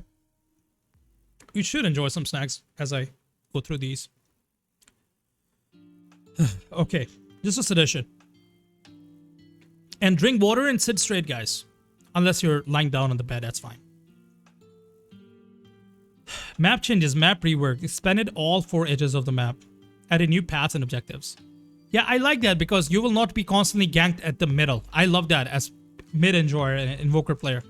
Like, if someone wants to gank, they have to walk a long way to get to me at mid. I appreciate that a lot. Master Atheist says, we can't cry anymore. There is too much to read now. Yeah, I will go through it. Don't you worry, guys. I'm doing it for you guys. Dire safely and easy to gank due to position of twin gates.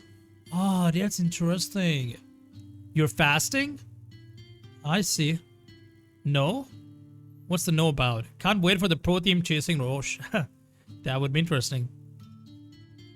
Lancelot says, enjoying cooking breakfast while listening to you. Oh, that is sweet, man. That is cool. What are you cooking, man? Enjoy. Don't forget the salt and black pepper. They can really help with the taste. Added twin gates, 2 portal in the corners of the map. Any player can use a twin gate to teleport to the other one after channeling for 3 seconds.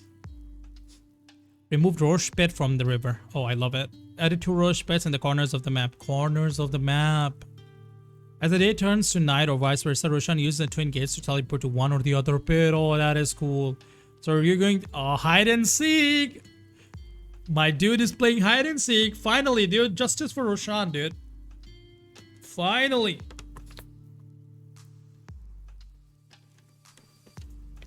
While going to the new location, Roshan has 200. Oh my god, this guy would not teleport but move? Oh my god, Roshan would literally move. But why would he move though? I don't get that part. Because it says that it teleports, right? Twin gates to teleport to the other pit. It stays on the radiant side during the day and during the nights. And dire during the night. While going to the new location. So it teleports from... It spawns from one side to the other. But it teleports as well? How interesting. Hard to understand actually. If you guys understood this, please explain it. I don't get it. Your brain is melting? Mine too, man. I want to see what happened to Tetis. You have to hold on, man. We're going towards that. He moves. Roshan is playing tag. Wait, he's playing hide and seek and tag at the same time? Man, Roshan is living good, man. He's having the time of his life finally. Alright, let's see. Roshan's current pit is highlighted on the map. Roshan no longer drops Aghanim Shard. Yes, we've gone through that. On the second death. Roshan now drops cheese, starting on the second death. On the third death onwards, Roshan now drops Aghanim Scepter when killed on the Radiant side, and the Refresher Shard when killed on the Dark side. Roshan's HP increase per minute increase. That is good. Almost double the strength of Roshan. Roshan's base armor increase as well.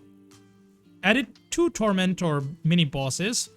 Behind the offlane areas, they spawn at 20 minutes. In the game, Tormentor has 1 health, 20 armor. Wow. 1 health, 20 armor, 55% magic resistance, and a 2500 damage barrier. Oh, so it is all damage barrier, which regenerates at 100 HP per second. What the fuck? You literally cannot kill him solo, man. I love that, actually. Tormentors don't attack or move, but they reflect 70% of the damage received evenly among all heroes within 1200 radius. So you need a sniper with Hurricane Pike to deal with them. Like, he would have such an unfair advantage. Or Skywrath. Not Skywrath, actually. What's the name of the hero? Winter Wyvern, yeah. Or reflected damage is dealt as magical. Deal 200% damage to illusion. Destroying a Tormentor grants an Aghanim Shard buff to one of the 2 lowest net worth allied heroes that still do not have the shard when it dies. If all heroes have Aghanim Shard, the Destroyer Tormentor gives 280 gold and 280 experience to each hero. Tormentors respawn in 10 minutes after their defeat. Each time 10 minutes, every 10 minutes. Each time increasing their barrier region by 100 HP. Oh my god, what the fuck? And damage reflection by 20%, bro! Bro, at the 30-minute mark, it's going to be 40% damage reflection and 200 HP per second. Tormentor. What the hell, dude? Added 2 new alternate exit paths on the base near the offlane tier 3 towers. These paths connect with the area where the Tormentor spawns. These exits can be used by the team of the base they are in. Power runes no longer repeat until all different runes have spawned. Oh, that is cool. So every time there's going to be a new rune. I love that. That is cool. So if you've already gained 3 other runes, you know what the other rune is going to be. But now there's a lot of runes actually. Now it actually feels like, you know what? They should rename Dota 2 to World of Dota. This feels like a World of Dota now. World of Dota, guys. The first rune of the next cycle is always different from the last rune of the previous cycle. Yep, I read that. Added a new rune. The shield rune grants a barrier equal to 50% of the user's max HP. Lasts 75 seconds. What the fuck? Lasts a whole minute? I thought it'd be like 20 seconds or 30 seconds or 40 seconds maximum. More than a minute, guys. That is insane, by the way. Added a new special wisdom rune. It appears in 2 spots at the edges of the map of the offlane near the T2 towers. They spawn at 7 minutes, and every 7 minutes after the grant. Hold on, guys. How do I? Okay, this should work. All right. Power runes, yeah, already gone through that. Wisdom rune, every 7 minutes they spawn. They spawn at 7 minutes, and every 7 minutes after, and they grant 2 AD experience for each 7 minutes elapsed. So if you just don't use it, it will give you more experience. So they will not despawn, but increase the amount of things that they will give. They will not despawn or spawn again. They would just, you know, double the bounty of the experience and gold. Only experience, actually, sorry. This update has the vibe when new Reborn update out. Yeah, kind of. This make Dota even more complex when it was before. It's not really become only for pros. I kind of disagree because yes, there are more things to learn, definitely. Yeah, it has become complex. That is a very factual statement, but it is more enjoyable. There's more things to do, and it's more fun. So the players who will play will enjoy it more. I mean, the ceiling was already too high for new players to come in and start Dota. Hey Naganu, haven't played Dota 2 for 2 years. This is the best update so far. I'm gonna install it later. Yeah, you should. By the way, guys, if you're enjoying, consider leaving a like and subscribing. Outposts no longer grant experience. Okay, added 2 more outposts to the edges of the map. On the safe lanes and T1 towers and twin gates, outposts no longer provide vision or true sight around them. But that is interesting. So you cannot see Ricky or someone else like that around them. That is interesting, by the way. Added 8 watchers to the map. 8 watchers to the map. Inactive watchers can be right-clicked by the hero and channeled for 1.5 seconds in order to turn them on. So this is a replacement for the outpost, I guess. Watchers grant 800 radius vision over its area for 7 minutes. So there's like many outposts to take in other way. After which it 7 minutes after which it deactivates and becomes neutral again. 7 minutes. So you don't need wards. I think they removed the wards, so you just have to capture it. And wow, they actually removed the wards, I think. That's what I feel like. What's the point of outposts now? I guess not much point now. Watchers respawn 2 minutes after being destroyed. So they respawn, just like League of Legends, boys. Any League of Legends enjoyers there?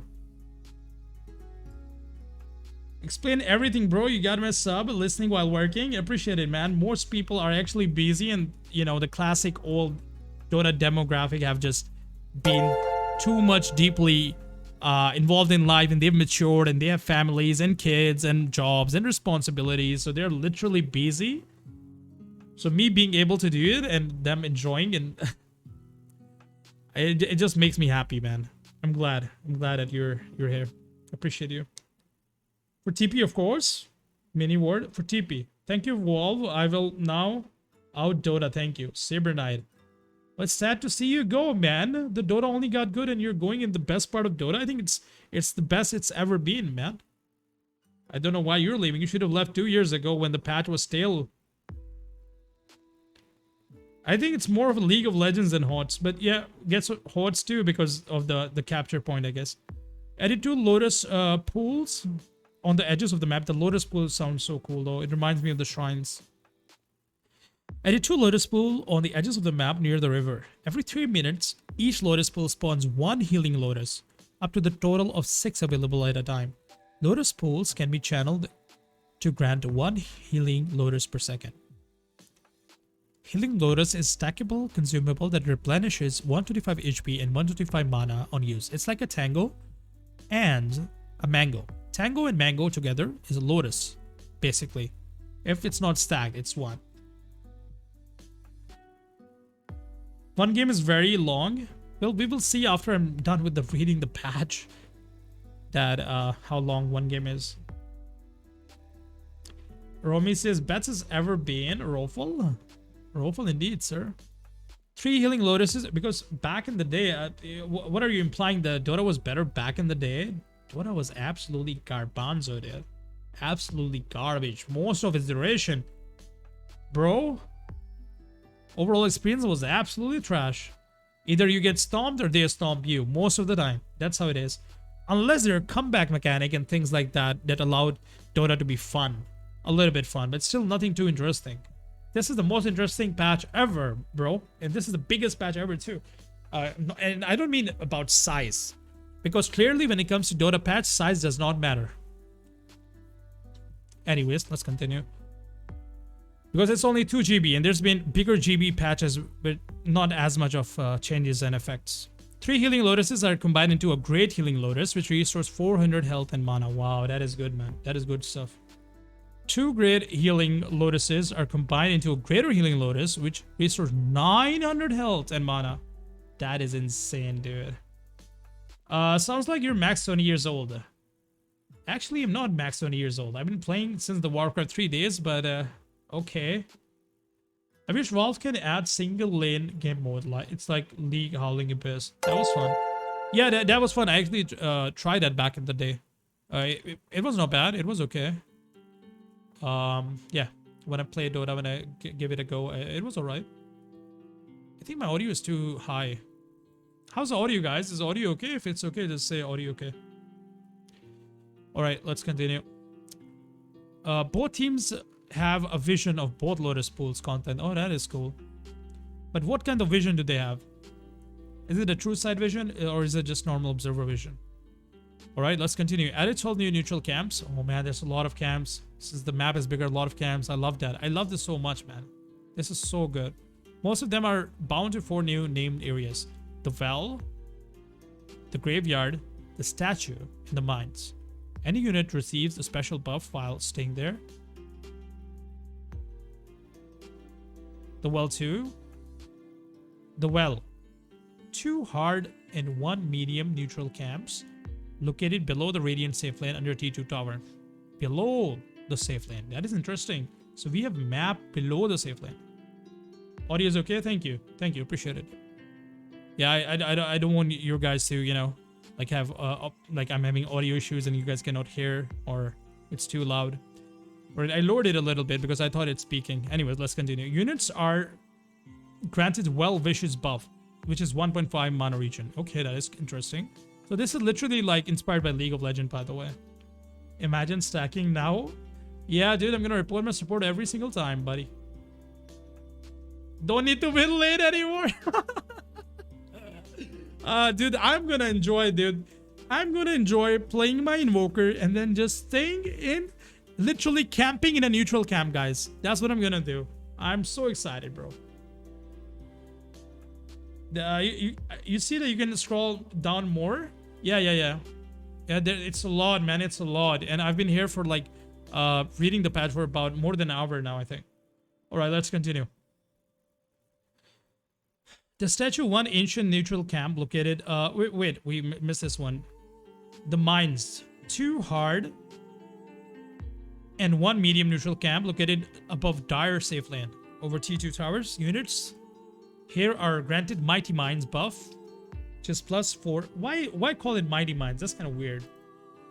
Like, did you like get destroyed by mines and then regain your health so you're a lot stronger, or like what doesn't kill me make me stronger? It's like that, or what?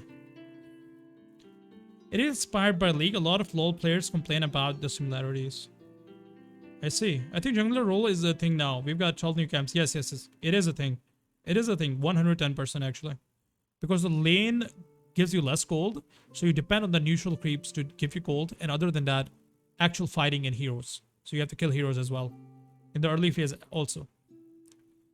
1 ancient neutral camp is the graveyard. No, hold on. The statue. 1 ancient neutral camp. 1 ancient neutral camp only. Located on the left from radiant offlane between T1 and T2 towers. You guys get this position, right? Between T1 and T2 towers. On the radiant side, which is on the top. So they are granted a stalwart statue buff, which gives 2 armor. So after hitting the lane, you can go to do this and then come back into the lane and you have 2 more armor. Or you can continue slaughtering more neutral creeps, I guess. Alright, let's see. The graveyard. 1 ancient neutral camp located on the right from the dire offlane between T1 and T2 towers. Units here are granted the graveyard glyph buff, which is +5 attack damage. I mean, they seem so bad, but I guess you can collectively farm, but they are in different places, so not really. Jungle role like Enigma. Yeah, I'm old school like that, man. I still play Enigma jungle and get reported often. Sometimes. Are you gonna explore the map later? Yes, sir. I'm going to try to play Dota as well, but it actually feels way too overwhelming. Actually, you guys made me conscious about the bar. We've already done like 30%, 70% remains, but I'm gonna do it, guys. But I'm gonna do it slowly, so don't mind and don't get upset if I'm too slow. Because I need to breathe, take a breather. It's a lot to read, guys. My throat is a little bad too, a little bit sick. Anyways, let's focus, guys. Focus. Now let's see what heroes are universal heroes now. I think Invoker should be magic hero, but Invoker can control different orbs, so maybe not. Maybe he should be a universal hero, but I don't think so, because the orbs that he contains have magic abilities and magic power. Interesting. So let's see what heroes there are. Added a new type of attribute, heroes universal. Universal heroes don't have a primary attribute and get 0.6 damage per point of each attribute. Captain's Draft now selects 7 random heroes from each attribute. Total increase from 27 to 28. Single Draft now offers 4 heroes, 1 per attribute. So it's in low priority, you would have 4 heroes instead of 3, because there used to be 3 heroes, right?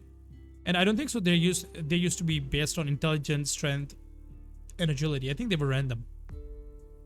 But now if you go in low priority, there's more chance you're going to clear it, because there's going to be 4 heroes. More options are always good. Bro is challenging Purge. No, not challenging nobody. Don't worry, ride or die till the end. I loaded a custom lobby and was so confused by the map. I'll explain the map, man, after I understand it myself. Life sucks. I wish to be young again so I can play at least 12 hours a day. Man, that's kind of sad.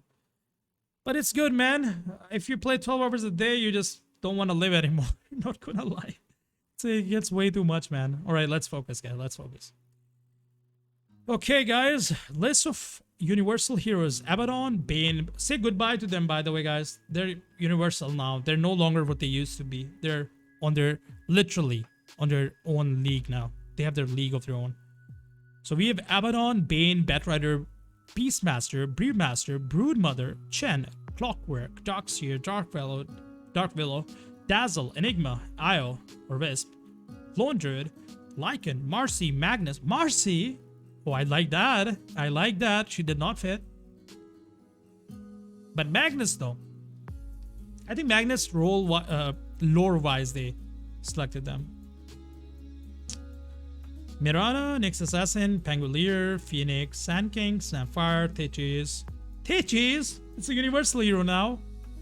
Timbersaw, Windful Spirit, Venomancer, Visage, Void Spirit, Windranger, Winter Wyvern. Alright. That's a lot of heroes, man.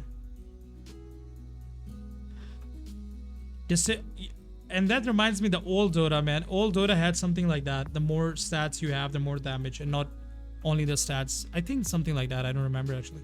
Duration of the majority of disable is reduced.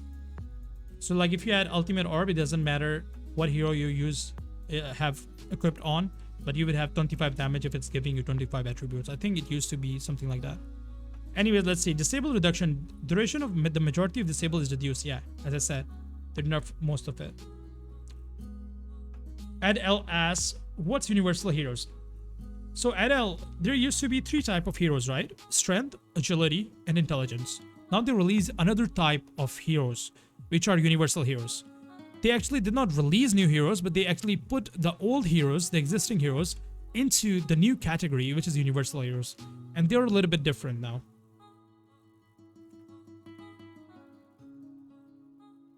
You don't say technology? I don't understand. What do you mean? Alright, let's continue. Disable reduction. Yeah, I've already gone through that. Duration of majority of disable is reduced. Specifics can be found in corresponding hero and item. Yeah, we already went through that.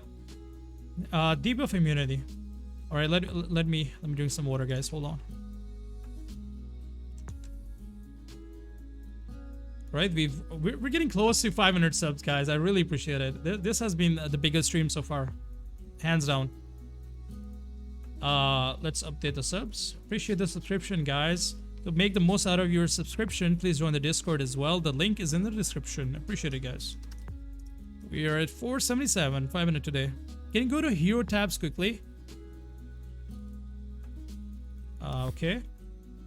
There you go. I mean, it's... I see what you did there. You wanted to see which heroes are in the other attribute. I can do that for you. Hold on. There you go. We have strength, we have agility, we have intelligence, and then we have the universal heroes. I love that Enigma is in there. Has it been good so far? Good what far? I don't understand. What do you mean?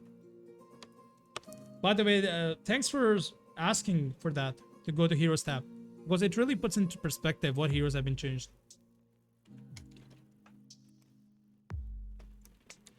Because when I see the heroes, the universal heroes, they actually feel like they can be played as carry as well. Except for Timbersaw. Other heroes can build right click, so it's understandable. Even Dazzle, right? All of them can. Well, except Dazzle and Darkseer. But other of them can be built as right click.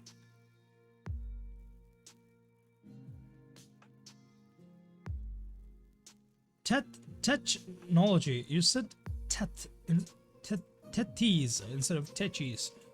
Okay. Well, I didn't realize that. Balance in all types? Yes, sir. I'm reading a lot, so I'm gonna mispronounce a lot. Please excuse me for that. Anyways, let's continue. Spell immunity reworked into... Wait, let's actually change the music to Warcraft music. Warcraft 3. Yeah, let's enjoy it, dude. Let's enjoy the classics. Alright. Let's start from Ring of Chaos, and then we're gonna go for the Frozen Throne. You guys are ready? The OGs? Any OGs here in the chat? I don't want it to be too loud. Right here, I guess. Debuff immunity, guys. How much update it is? It is 1.9 GB, but it is actually really big. It's really massive in the changes. It's like an entire new game now. Why Maiden don't belong to Universal? She can become a carry. Because she's kind of weak. Her strength gain is kind of not good. That's why. Even though she has had the talent, at least. I don't know if they changed it or not. Just for 1 second, guys. Just a second. No wonder they said that you should go through the patch and just play Dota for now. Go through the patch in parts. But I'm gonna man through this. And even though I'm saying that it's going to be shorter than what Purge would do, but I think we can reach Purge levels because we've only reached 33%. And my voice is going, guys. Still have to read a lot.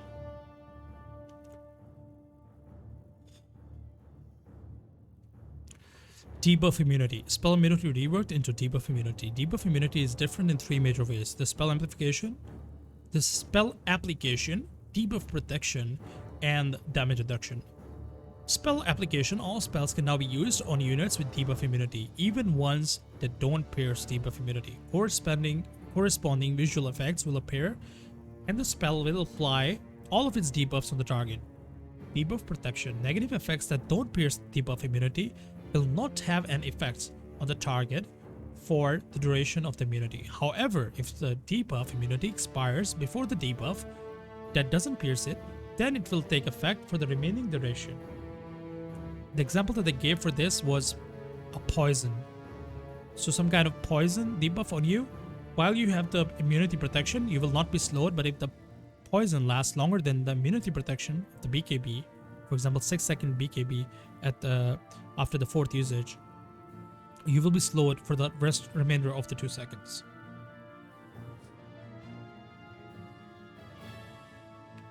Negative effects that pierce debuff immunity take effect immediately. Interesting. Excuse me. Damage reduction. Debuff immunity increases magic resistance and negates pure and reflected damage. That is crazy though. These effects only protect against spells that don't pierce the debuff immunity. Physical damage is not reduced in any case. Here's a list of the magic resistance for all abilities that previously gave spell immunity: Brewmaster's Earth Brewing, Clockwork's Talent, Dawnbreaker's Shard, Elder Titan's Scepter, Husker's Lifebreak, Legion Commander's Talent, Lion's Shard, Marcy Talent, Pangolier Rolling Thunder, and Roll Up all grants 50% magic resistance now. Juggernaut, Blade Fury, and Lifestealer Rage grant 80% magic resistance. So what it means, you can finger a Juggernaut that is spinning. Do you guys get it? Grimstroke's Dark Portrait Illusion has 95% magic resistance. These mostly affect the blacking bar, so let's summarize with a couple of examples. For example, if Avatar is used, basically, Avatar is clicking on the BKB. It's not Portrait. Portrait is the spell of Grimstroke. It's Avatar. Apply the basic dispel and provides debuff immunity. So you won't be debuff when you click on the BKB. And if you already had some debuffs, it would remove those debuffs, but basic debuffs.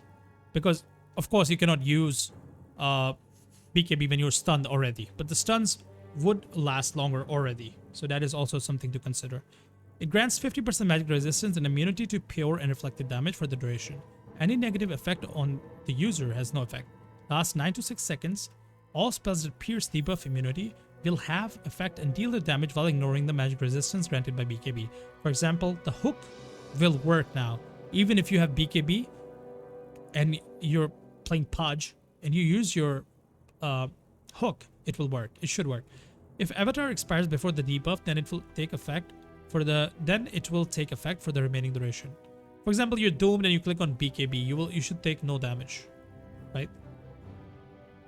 Or actually it goes through that debuff immunity, so maybe it will deal damage. We'll see though. There's more examples though. Your BKB is active, Jakiro casts Dual Breath, magical doesn't pierce immunity on you. You won't be slowed, but you will still take damage. You will still take damage, but reduce damage, right? It will be reduced by your magic resistance, which is 50%, yeah? Which is increased by BKB, exactly. Example 2, your BKB is active, Beastmaster casts Primal Roll, magical, pierces immunity on you. You will be stunned and you will take damage. It will be reduced by your magic resistance, but in addition, magic resistance from BKB will be ignored. Your BKB is active. Silencer attacks you with Glaive of Wisdom. Pure doesn't pierce debuff immunity. You won't take any pure damage. That is excellent. Your BKB is active. Bane casts Fiend's Grip, pure, and pierces immunity on you. You will be stunned and you will take 100% of the pure damage. That is insane.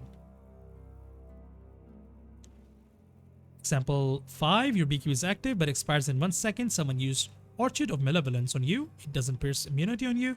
You won't be silenced for that 1 second, but you will be silenced as soon as the avatar expires. So you will be silenced for the rest of the duration of Orchid Malevolence. That is a very good example. It's better than the... It is a different example than the one that I gave about Venomancers or any other poison. Your BKB is active and you're teleporting. Vengeful Spirit casts Magic Missile. Magical, doesn't pierce immunity. You won't be stunned or interrupted, but will still take damage, and you will safely teleport still because you have BKB. It will be reduced by your magic resistance, which is increased by BKB.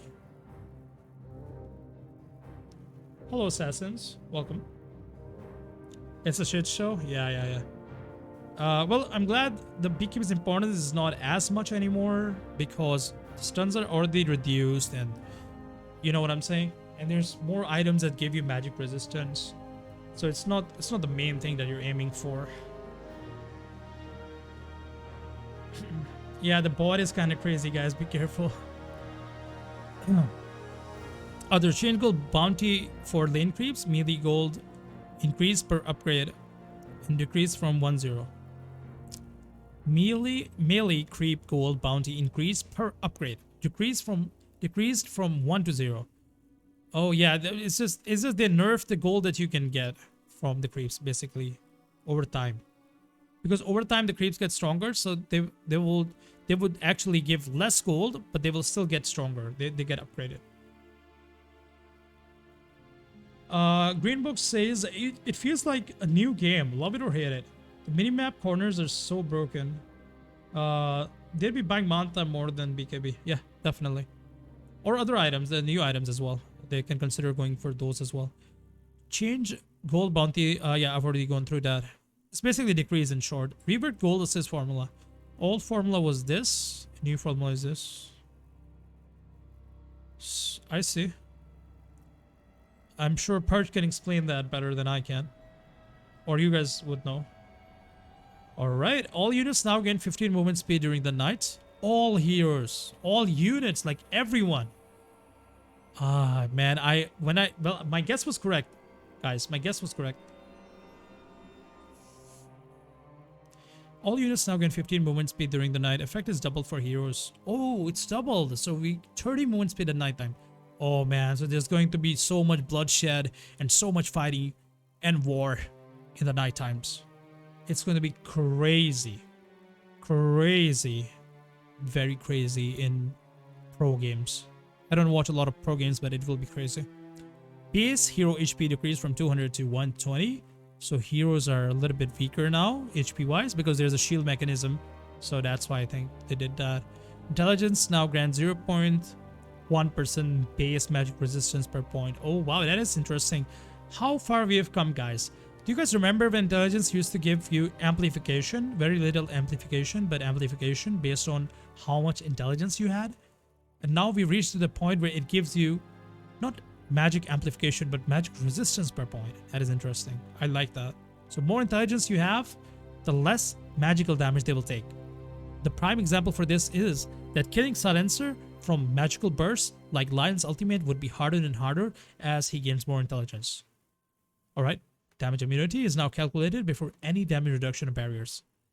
Damage immunity is now calculated before any damage reductions or barriers. Interesting, because of the shield, I think. Green box. Nice question, dude. Let me know if you figured out the answer for that one. I used to be legend. I still haven't gotten back there yet. Remember when getting tree gives you bananas? Oh, the bananas, man. It's been so long. We've only had mangoes for our diet that we forgot that bananas existed. So basically, nighttime is like the purge now. All the actions will happen in a yes.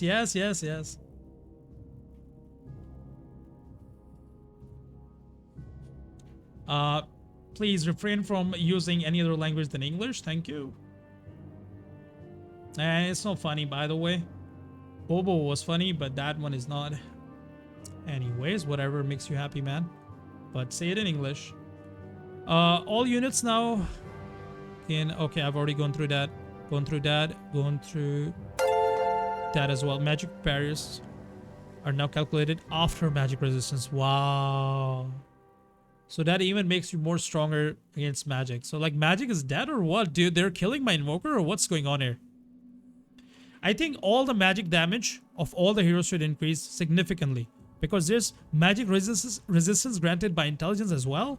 There's a lot of items that grants you magic resistance, and then there's, dude, magic barriers as well. It's just so weird. The HUD has been updated to display current barrier values above the health bar. Yes. Pavis protect. Instead of passive, it says Pavis, guys. Did you see that? Added support for damage barriers to be shown on the health. For the following items and abilities, that is very cool, and 2023 of them. So Night Stalker is basically OP. Yes, imagine with Phase Boots and Sanj and Yasha as well. Dude, that guy's unstoppable. Or drums as well. Man, crazy stuff. Or unless they change fundamentally how the hero works.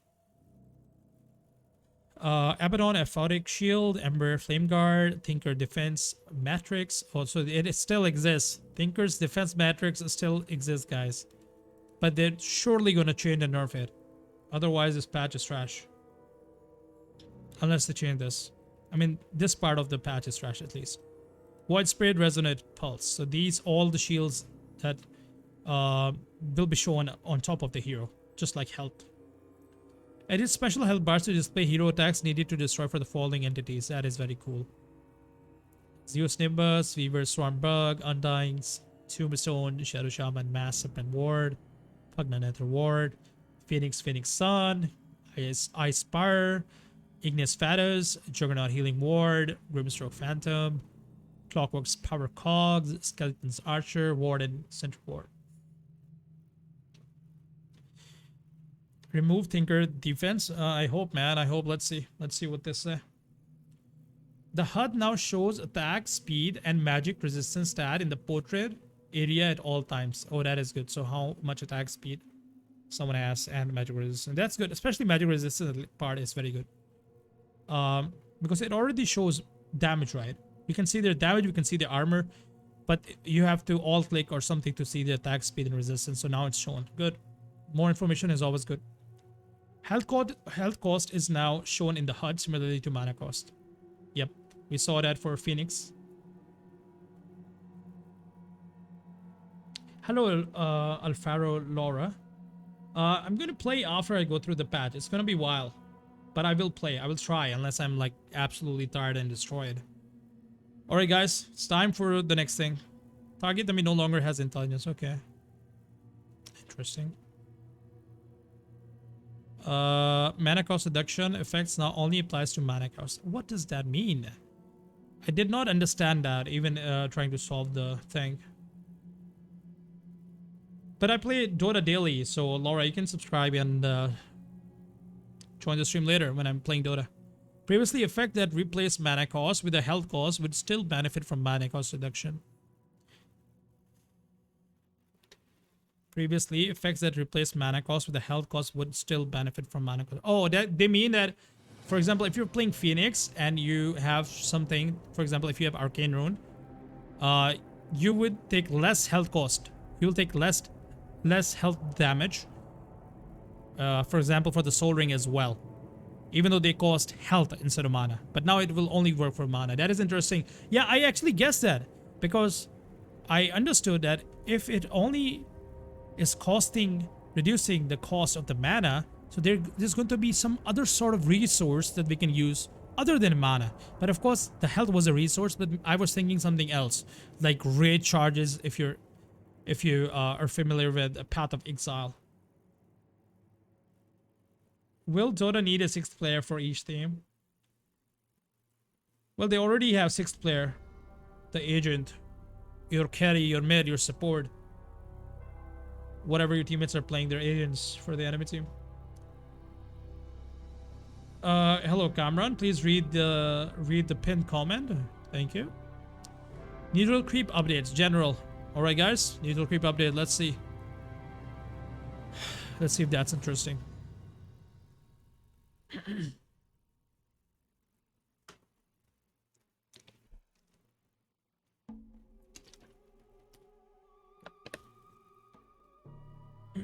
Hold on a second, guys. Just a moment. Alright. All nature creeps now have 4 levels of certain abilities. Wow, that is cool. Abilities are upgraded to level 2 at minute 15. And level 3 at minute 30. Chen's Aghanim Shard increases the level of the following abilities by 1. Allowing them to reach level 4. Oh my god. Actually increasing and unlocking their true strength, giving them 1 more level. Chen is cool now. That is cool. I mean, it's already cool because there are more creeps for Chen to use, and oh my god, Chen is back, boys.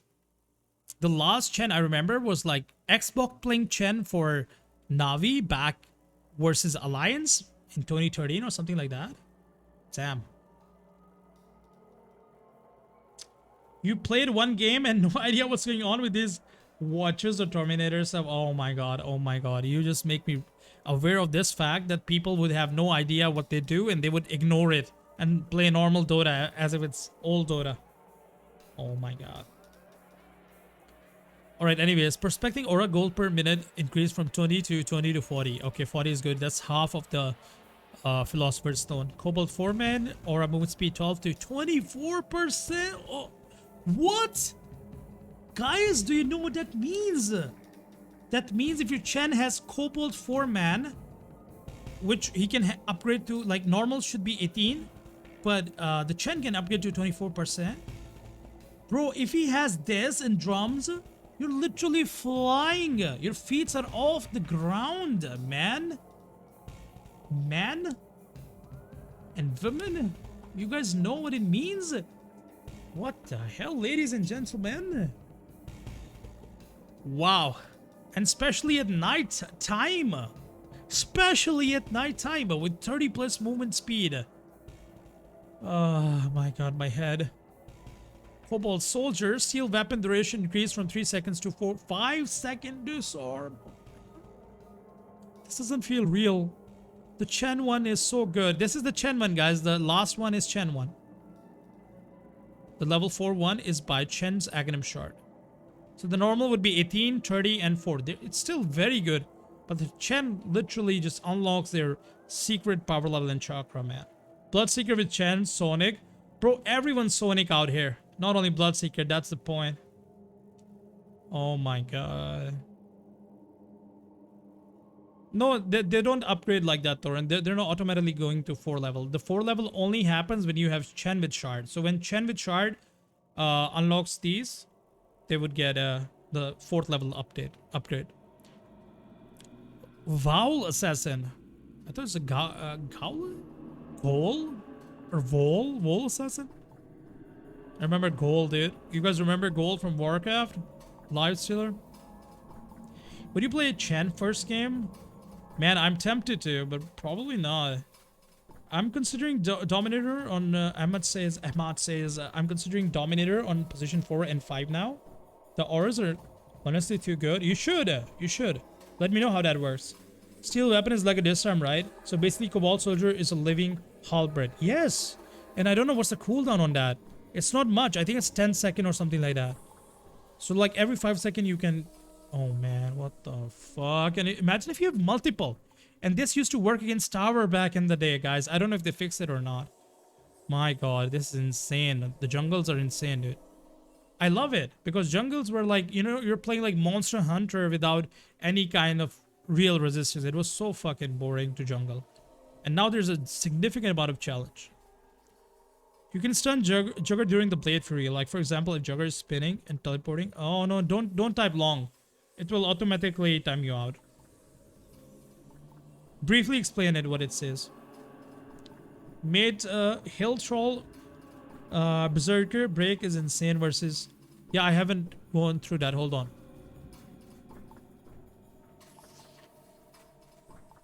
Hill Troll Berserker. Break cooldown decrease from 10 seconds to 10 to 6 seconds? Like, it's forever break.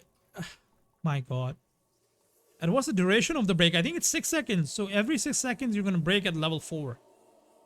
And if you don't have a Chen in your team, it would be 8. So only 2 seconds off, something like that. Health Troll Priest, cooldown decrease from 10 seconds to 6 seconds of the heal and cast rate increase. That's not very significant, I guess. You can hide these guys. I imagine like if you're defending high ground, you can hide multiple of these guys in the trees, guys. Imagine it in your head as I speak. Imagine 4 of these boys, bad boys, Hill Troll Priests, right? And they're hiding inside the trees. And enemies are pushing towards your racks. But everyone's getting healed because they have this amount of range, so they're hidden. They're hidden in the trees. And your allies are continuously getting regened from Troll Priests. Oh my god, dude. Or at least your carry. You're surrounded. Imagine a sniper is hitting and he's continuously getting healed by Troll Priests, as if, for example, he's fighting a Drow Ranger who's trying to push high ground. Crazy, man. Crazy. Foul Spirit. Vex projectile speed increase 500 to 800. Vex cooldown decrease. Interesting. Ghost force frost attack movement slowed increase 25 to 37%, which is more than Scotty, guys, or almost same as Scotty. Insane, guys. Attack slow increase from 25 to 37. This is very decent, man. Again, guys, remember one thing, that the level 4 will not normally happen. It will only happen if you have a Chen in your team. It would be normally 31 for most games, unless a Chen uses this. Takeoff movement speed penalty decrease from 50% to 10%. Oh, that is great. I saw Doom nearly escaping death, almost escaped his death by using this because he had eaten this Harpy Scout. But he was slowed so much that eventually he got caught in the trees, but he almost got away. Harpy Stormcrafter chain lightning initial damage from 140 to 260, more than Mjolnir, guys. More than Mjolnir. Because Mjolnir was 220, I think, or 200 something after the nerfs. Or 180 or 170. Or was it Maelstrom? But it's a lot. It's more than actual Maelstrom or Mjolnir, that's for sure. Ogre Bruiser, he was very underwhelming and very strong in the same time. If you don't see that Ogre Bruiser is in the camp and you're teleporting somewhere, there's a clip that I saw on the Reddit as well. that the Ogre Bruiser just disabled his teleport by bashing his head because it was daytime. In daytime, they're automatically aggroed when someone is near them and casting a spell or doing something like teleporting. So it cost him a kill steal, as he said, the author of that post.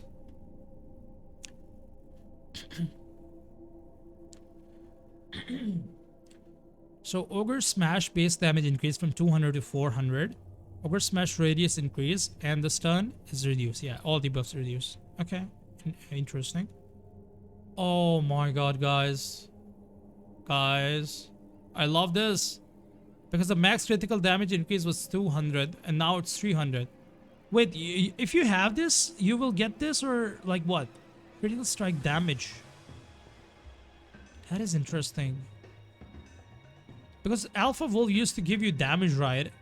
Oh, I get it. So if you're a Doom and you eat the Alpha Wolf, you will not crit only for 200, but up to 300. No, actually up to 250, because 301 is the 4th upgrade and that only happens with Chen. Okay, interesting. That is okay. That is okay. No, they didn't specifically nerf Ogre Torrent. They nerfed all of the debuffs, so all of the stuns are lower from previously.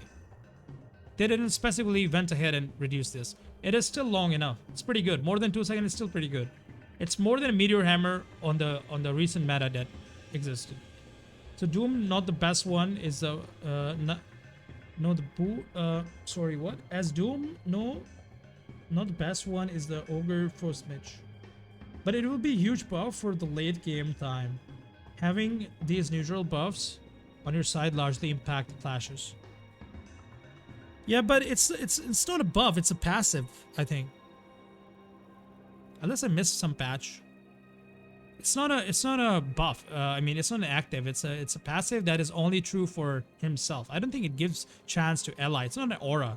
Critical strike is a passive of Alpha Wolf. So if you're Doom, you can have that passive. That's what I'm saying.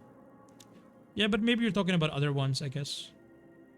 See, stun duration is reduced by 10 to 25% for all of them. See that. Alright, nothing interesting. War Storm damage increase. Irrelevant.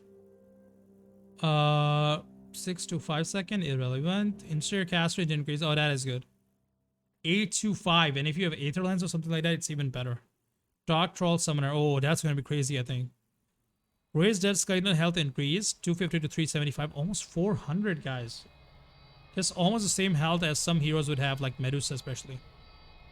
Raise the Dead Skeleton damage increase from 12 to 21. Now cast Raise the Dead when below 50% health. Hellbear Smasher Thunderclap cooldown decrease from 12 seconds to 9 seconds. Thunderclap damage increase. It's okay. It's okay. Death Throw of the Hellbear. Rush attack speed increase from 15 to 27.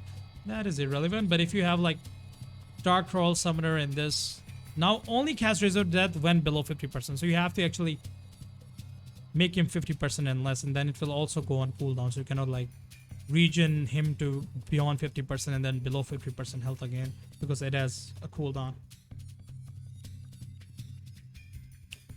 Satyr Tormentor. Unholy Aura. Health regen increase from 5 to 11. That is okay. Not too significant. And they don't stack, so it's not like you have multiple Satyr Tormentor and you would have like, I don't know, 30 HP. Mana Burn base mana increase from 20 to 35. Mana Burn Intelligence is Mana Burn multiplier increase from 200 to 4. Oh, that is big. Wow, as Doom, you can use that against Skywrath, against Odie. That is pretty big, actually. That is good. At level, but it's not going to be 4% though, because again, as I said, the 4th level is only for Chen. Interesting. Bro, we haven't even reached 40% yet. Like 40% should be here. And there's so many creep changes. They're buffed basically, in short. I guess, should we move on, guys? Yeah, Satyr Banisher. No, I haven't seen that one. Hold on. Where was it? We were in Satyr Mindstealer. Satyr Banisher. First cast rate increase from 350 to 550. That's a big range. Mana cost decrease. That's fine. That's good. Wild Wing Ripper. Hurricane cast range increase. Yeah, range increase, cooldown decrease, and damage increase. I think we can skip this, guys. Sea shot bounces increase. Ancient Black Dragon, Fireball duration rescaled. A little bit longer duration. Ancient Black Dragon, magic amplification aura increase from 5 to 9%. Not that significant, but better than before, I guess. Harold says, bro, 6-hour live streaming. Hurry, bro, hurry. Time warp aura cooldown reduction increased from 10% to 14%. That is significant. That is good. Because 8% is from the neutral item, right? And this is pretty good. This is okay. But it would be 12. Grand Knight Golem to 15% HP increase to 21% with Chen. Bro, I'd love to have a Chen in my team. Not gonna lie, Chen is pretty good. Chen players rejoice, man. With increased creeps, is XP gain reduced? No, I don't think so. Nope. It's the same. No changes about this. But the gold you get from hold on, it's peaking. My mic is peaking. I don't know why. Okay, it should be better. So the gold you gain from the creep lanes is reduced. That's pretty much it. War Drum's aura accuracy increased from 40% to 51%. So, for example, if you're against PA, so you would have 51% or 46% maximum chance to, unless you have Chen, then it would have 51% chance to be able to ignore the evasion of PA. Bitcoin says, I just deleted Dota 2. Bro, I don't know why. Why are the haters flying in, man, of Dota? Like, the only way, like, it would be understandable if you were complaining earlier when there was no patch, but now the patch is here, bro. Now it's better. You should have quit and uninstalled Dota before when it was stale. For 2 freaking years, man. Alright, let's continue. We have already gone through the items, new items. We've already gone through them. I'm not gonna go again. You can scroll back and see it. Alright. We're gonna increase the pace a little bit, guys, because my voice is literally going and my throat is hurting. So yeah, the gem needs to evolve. Yeah, we'll see what happens. Okay, let's see. No, we haven't read this one actually, have we?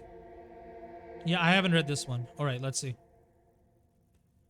Phylactery requires diadem, a point booster recipe. Total cost is 2400, 7 all 2.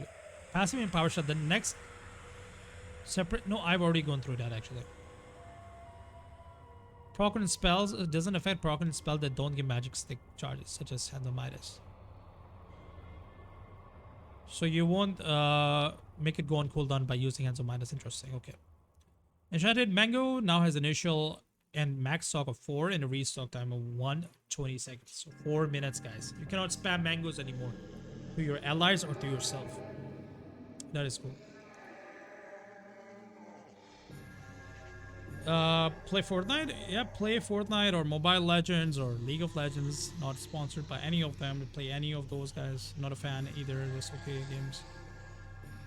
Enchanted Mango, I already said, 4 stocks now and restocks every 2 minutes. Clarity now has an initial and max stock of 4 and a restock of 120. Oh, okay. All consumable have stock of 4 per hero, per player, and they restock in 120 seconds. That's fine.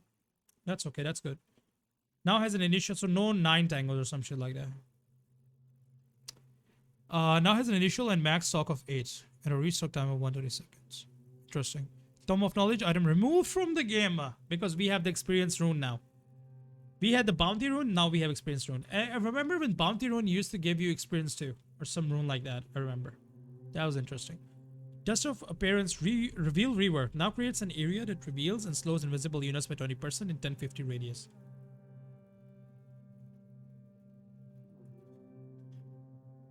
Where the caster was standing. Let me read the chat first. Hold on. What's going on here? I'm 18 years old, Carlos says, and I am playing Dota since 2018. Since I was 8 years old.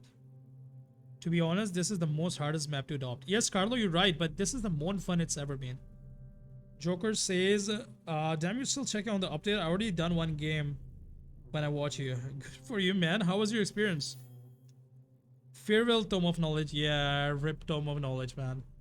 But it's free now. Now you don't have to buy or fight. Well, you can still fight, actually. But the shard thing was so weird, man. So you cannot get the shard for free. You have to buy it. If you... the shard can only be given to ally if you kill the Tormentor, right? Do you remember, guys? The Tormentor, the new thing. You kill the Tormentor. It's really hard to kill the Tormentor, by the way. Once the Tormentor dies, I think 1 or 2 players of lower net worth in your team, the lowest net worth in your team, like supports basically, they will get the free shard. So that's kind of weird, man. It's kind of weird. Sentry Ward max stock decrease from 10 to 8. Restock time increase. Now less sentries, man. The area for wait, hold on. The caster was standing. Reveal the unit in 1050. It's slow. Wait, let's go through this again. By the way. Yeah, because the map is bigger too, Joker. That's good. Abdul says, poor supports. Yeah. Justice AoE throw into the ground. Oh, yes, yes, yes. So, reveal worked. Reveal is the active of the dust. When you click, it's called revealed. So, now it creates an area that reveals and slows invisible units by 20% in a big radius, though. That's a big radius. I don't think it used to be this big. Where the caster is standing. But you have to be standing close to them. I mean, it used to work like that anyways. It only revealed when you were near them, near the invisible hero, and you have to be physically close to them. Revealed unit takes 25 damage. That's classic. The area lasts 12 seconds. That's a lot of seconds. That's fair enough, but not long enough for heroes like against heroes like Bounty Hunter and Ricky.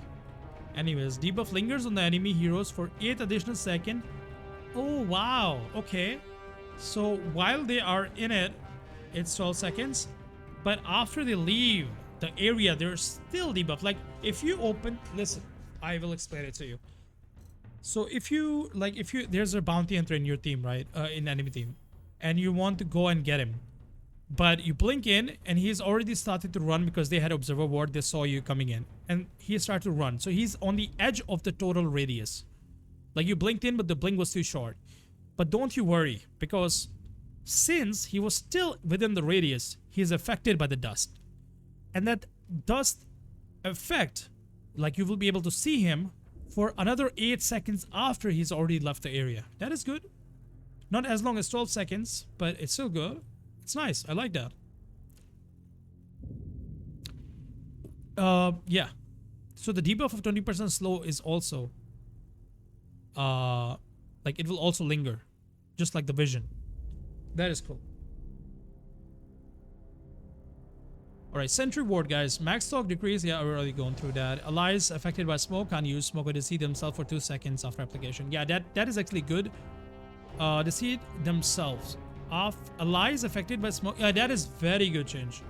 You know why this happens? Because you use smoke and your ally also is carrying smoke and he uses smoke too. So you wasted the 2 smokes. And smokes are very important in the game, right? You only get 3 of them. And their cooldown is incredibly long to get. Restock, I guess. And you don't get more opportunities like that. So it is such a waste if more people use it. So the 2 seconds is basically a misclick cooldown production. It's excellent. Good job. Very good job. Cost decrease from 8 to 5. Region decrease. Cost decrease. Mana region decrease. Cloak cost increase because everything is giving resistance now. And this is also giving resistance and even more, 20% now. Oh no! Rest in peace, Hood of Defiance, guys. I know how casually people used to go Hood of Defiance, especially I remember like a year or 2 ago, especially for example like PL playing off lane or even safe lane PL. There's a lot of harass, so you would go for this or even support pudges. Now it doesn't exist anymore. Now it would be, oh, so how would Eternal Shroud, right? I think recipe, right? Yeah, recipe changed. No longer requires Hood of Defiance. Now requires Cloak, Ogre Axe, Ring of Hell. Total cost unchanged. Okay, that's fair. Now grants 30% magic resistance, 12 strength, 7 health regen. It's actually better now for Pudge. No longer has an active ability. Oh no, why? Now passively converts 25% of incoming magic damage, pure damage to mana. Oh, that is fine. But not physical damage. Did you guys read this? So now we cannot... Well, I mean, it used to be like this before as well. Physical damage did not convert into mana anyways. But that's understandable. Magical damage. Because it created a barrier that leashed the magic damage of the enemies who are dishing out magical damage and damaging the block that is around you. So that is understandable. But pure damage to it, yeah. Magic resistance and passive effect don't stack from multiple Eternal Shrouds, so you can only have one. You can only have one. I don't know which madman is going to Eternal Shrouds though. Death of Z Heroes? No, I disagree, man. What? It's the rebirth of Zoo Heroes, at least some of them. Unless I missed what you said earlier. Anyways. Pipe inside recipe also changed. Ring of Health, headrest recipe. Cost should be decreased, right? Yes. But just slightly. 100, not significant. Magic resistance, but people would have just a little bit earlier, I guess. Like 30 seconds earlier, people would have pipe inside. Because in 30 seconds, you would have enough gold. 100 gold. Or less, actually. Less seconds. Magic resistance bonus decreased from 30% to 25%. Inside aura, magic resistance decreased from 15 to 10%. Barrier now stacks additively with other sources of magic barriers. Does not stack with itself. So you're gonna buy two pipe of inside, but well, you're gonna use that as well because it does not have a barrier anymore. But if you have another barrier, this would work with that. That is cool, interesting.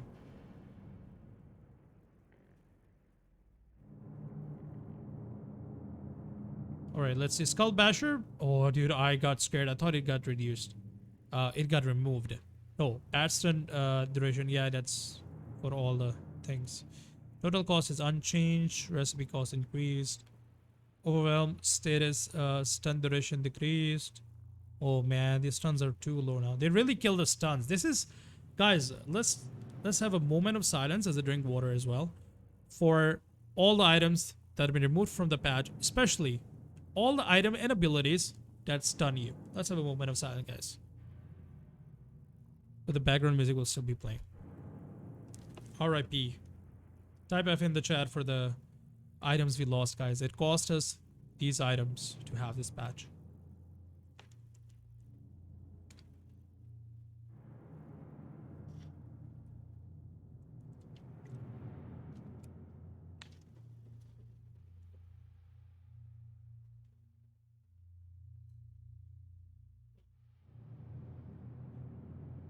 All right, let's continue, guys.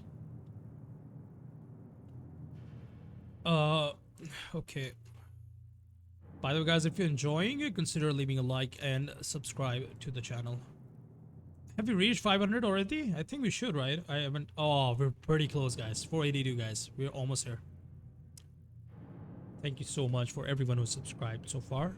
Please also join the Discord to have Dota discussions, chats, and memes. Building a small community there. The link is in the description. Okay, just a moment. Alright. Aether Lens.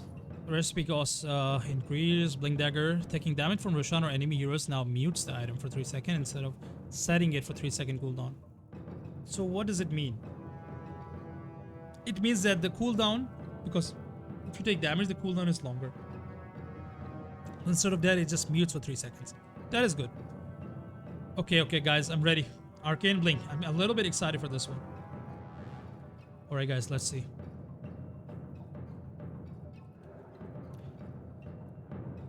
Arcane Blink, guys. Arcane Blink no longer provides mana cost and cast time reduction or debuff amplification. But instead, Arcane Blink cooldown decreased. Yes. To 7 seconds. That's very low, man. And Arcane Blink range increase from 1200 to 1400.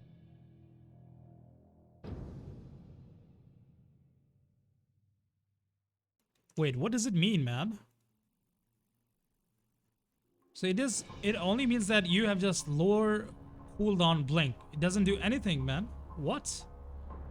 That is trash. Taking damage for Roshan or enemy heroes not mute item. Yeah, I already read it. Oh my god. Did they change everything like this? Overwhelming blink. Taking damage from Roshan. Yeah, that's for all the blinks. Okay, they're unchanged. But that is not good, man. Lower level blink, I guess. Lower cooldown blink. Who's this good on? I guess some supports and people who want positioning more and more. But it can be used on carries as well. But most carries would prefer the Sooth Blink, no? And some casters preferred Arcane Blink and Overwhelming Blink, like Tinker and Invoker. Both of these heroes went for this. I see. Okay, let's see Battle Fury. Recipe change now requires Broadsword, Claymore, Quelling Blade, Cornucopia. Who named this shit? Cornucopia. And recipe. Total cost is unchanged. So new thing. Avatar rework. Yeah, I've already read that. Blade Mail, damage bonus increase. And armor increase, that is nice. Orchard Malevolence. Recipe chain now requires Blitz Knuckles. Staff of Wizardry. Cornucopia. Cornucopia. Just call it copium, man. A heavy dosage of copium. Anyways. Now provides +6 health regen and 12 intelligence. Damage bonus decrease from 30 to 10. But it would be 22 to the intelligence ones. Is with this intelligence. Mana regen bonus decrease too. It's kind of nerfed. Bloodthorn recipe now decrease. Total cost is unchanged though. Kind of useless. Damage bonus decrease also. That's a big decrease, man. Soul Rend no longer causes the attack on its target to have 100% chance to crit. It still provides the true strike. So you won't crit anymore. Additional damage dealt to the target of Soul Rend.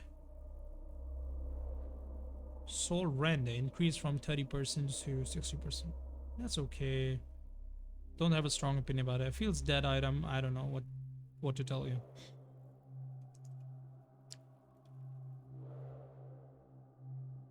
Let's see what do we have here.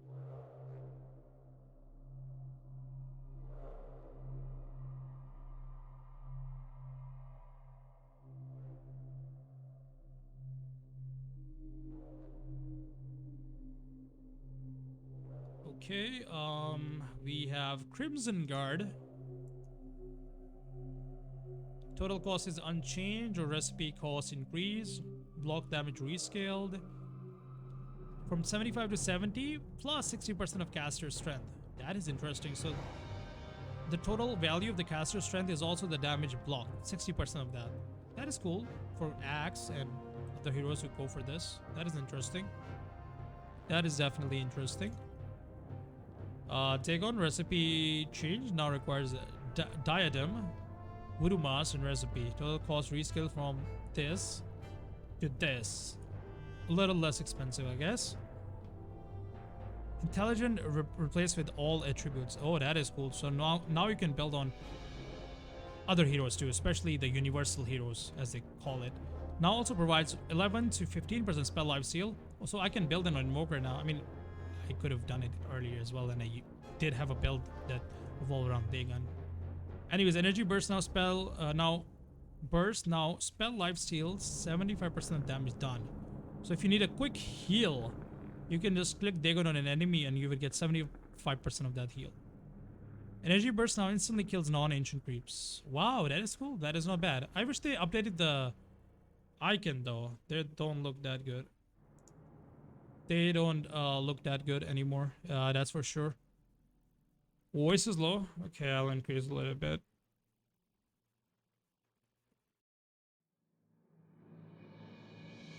So, strength bonus decrease. Okay, 12 to 10. Ethereal Blade, Ethereal Blast, 60% of the total sum of the target's attribute as a primary attribute when targeting universal heroes. 60% of the total sum, because it used to be your main attribute, right? So if your strength, it would deal damage of 60% of the enemy's strength, right? But how would it work to universal heroes? So they have come up with this, that it would use 60% of their attribute. That is interesting on universal heroes. Recipe cost increase, that is fine. Invoker, Cyclone cooldown decrease because it was just way too expensive for very less. Like it was very expensive. It was not worth it usually. Cyclone cooldown decrease from 18 to 13. Oh, that's OP now. It's getting close to 10 seconds. That's a lot. Bonus movement speed decrease because you already have a lot of movement speed, especially at night. Mana regen bonus decrease from 6 to 3. Oh, that is harsh though. 6 mana regen means you would have infinite mana. Dragonlance nerfed. Yes. Meepo players in tears. Gleipnir. Eternal Chains radius decreased from 400 to 375. Mjolnir recipe cost decreased from 900 to 800. Total cost decreased from 5600 to 5500. Damage bonus increase. Wow. +1 damage, guys. Mjolnir has +1 damage, guys. Glimmer Cape. Recipe cost decreased from 450 to 350. Okay. Total cost increase though. Magic resistance bonus increase from 20% to 25. That's fine. Now grants invisibility plus 40 movement speed and 300 damage barrier. I mean, it used to give you 80% magic resistance, but now it gives you, was it 80 or 70 or something like that? Very high. But now it has 300 magic damage barrier. But that's fine. If it was 400, it would be too much. And it gives 40 movement speed too. So now it's a perfect, what do you say? An item to save an ally. Duration is also 5 seconds, and mana is 90 and cooldown is 12. So you can actually spam this, man. Duration is 5 seconds and cooldown is 12, man. You know what this means? Like every 7 seconds you can cast it. That is crazy. Heart of the Thrust, strength bonus decrease from 45 to 40. Helm of Dominator, recipe change. Now requires Helm of Iron Will, diadem. This item is everywhere though. This is the item that we need to get used to. Recipe 650 and stats are unchanged. Total cost increased from 2400 to 2625. Helm of Overlord, total cost increased from 6175 to 6400. More expensive, good. It was getting spammed a lot and people had it way too sooner.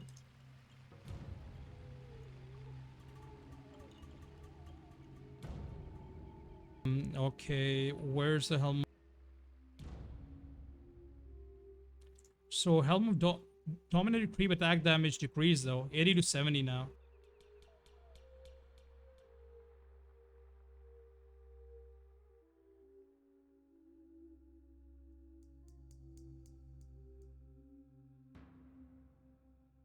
Movement speed decreased also 400 to 380. What's movement speed of the Dominated creep? But that makes sense. Holy Locket. Recipe changed. Now requires Ultimate Orb, Cornucopia, and recipe. Total cost is unchanged though. So bonus health regen increased. No, decreased.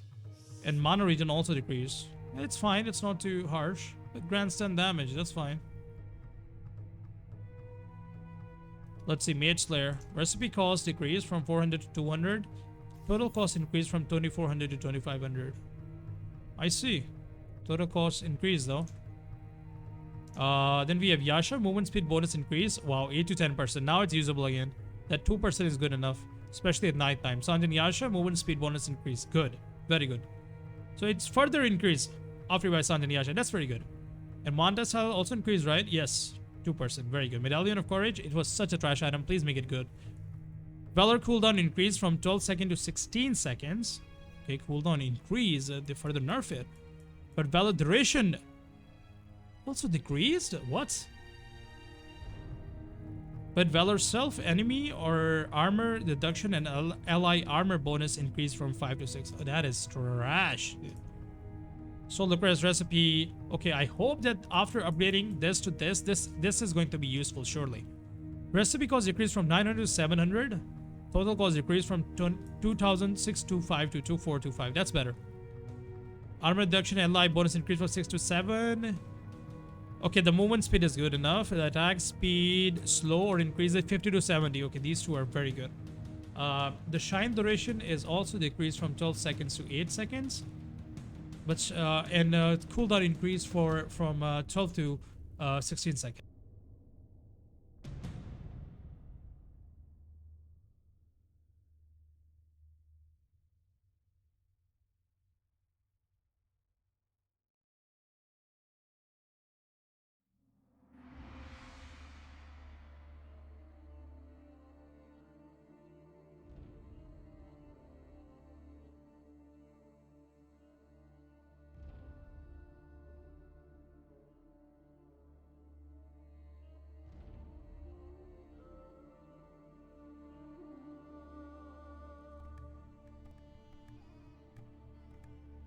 Sorry guys, I need to drink some water. My throat is parched, man. Shine duration decrease, man. Bro, you mad? -6 armor. I mean, it was already -5, my guy. Now it's -6. But this one is 6 to 7 is like Desolator. So that's good or better. Meteor Hammer, not removed from the game, boys. Not removed from the game. Not removed from the game. Recipe cost increased from 2. Yeah, you're right about that, Ahmad. About the poison touch thing. Imagine if he has Witchblade too, like most of the supports that I play with has. Go for that, and it's so fucking annoying though.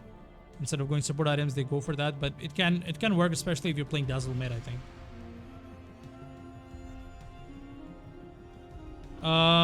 Okay, let's see. Cost increased from 250 to 550. Total cost also increased. That's fair. Stun duration decreased from, oh my god, 0.5 second, guys. Absolute garbanzo, dude. Impact now slows enemies hit by 20% for the full burn duration of 6 seconds. That is trash. Actually kill them. But the damage increase on the buildings. I don't know. I don't buy that. I don't like it. Yeah, 0.5 second is just like this. Like it's literally no stun. It's like a mini bash, I think. But well deserved though. People abuse it so much. I'm surprised it is still in the game. It was abused so much in the short duration that they changed. That they made it viable, because before that it was useless. They made it useful for just a little bit. Well, actually more than useful. You know what they should have done? Meteor Hammer, 1 Meteor Hammer per game. Or 1 Meteor Hammer per team. Yep, they should have done that. Or maybe they should have made this as a neutral item. Reza Chen, welcome to Dodo. Thank you for subscribing. Appreciate it, man. A little bit. Well, actually, right, how's the audio now? I think it's too loud, right? Or is it okay? I think it's good. I think it should be good. Not too loud, right? Octrine Core recipe chain now requires persistence, 1400 gold soul booster. Recipe total cost 4600. So we have perseverance now and soul booster. Interesting. And a recipe. Now provides 625 health, 625 mana. That's a lot of health and mana, dude. 25% cooldown reduction instead of 30, I guess. That they changed it long ago. Yes, cooldown reduction, that's okay. Total cost decreased, phase boot movement speed increased. Man, movement speed, like all heroes are so fast, but that is important though. You know guys, it's not actually unbalanced. It is actually very important for heroes to have that movement speed because the map is bigger. And there's more things to do on the map, and there's more heroes to kill. Not more heroes, sorry. More objectives to take and more neutral camps to kill. So it's actually fair. That is not bad. It actually balances out a little bit. It would still take more time from going one place to another though, from like bottom to top, or unless you teleport. Actually, from bottom to top you can teleport. Okay, refresher orb now requires cornucopia and another cornucopia and recipe. So instead of perseverance, we're getting this. Vex Invoker can go Meteor Hammer for pushing tower. I still don't think. No longer Meteor Hammer is good on Invoker. Sorry. The stun is just way too low. He's better off using his own Meteor. Well, I'm really excited to see what's in store for Invoker, by the way. No need movement speed if you got unlimited blink. Who has unlimited blink, sir? Tinker? Are you thinking about Tinker? Anyways, let's see. Now grants 20 damage. Mana regen is this. But everything else about Refresh Orb is unchanged, except for the fact that mana regen is decreased a little bit and health regen. Satanic bonus damage decreased from 30 to 25. Oh my god, that is trash. Satanic is trash. Don't buy this most of the time. Scythe of Ice total cost decrease. That is good. Mana regen bonus decrease. And hex duration is, oh my god, 3 seconds? Almost 3 seconds. That is bad, man. Oh man, that's an indirect nerf to Invoker. Man. Man. You need as much duration of the hex as possible. Now it's bad. Shiva's got Arctic Blast wave speed increase. That is good, but man, it makes me just think about Thinker. Another minor buff for Thinker, man. It feels kind of weird, man.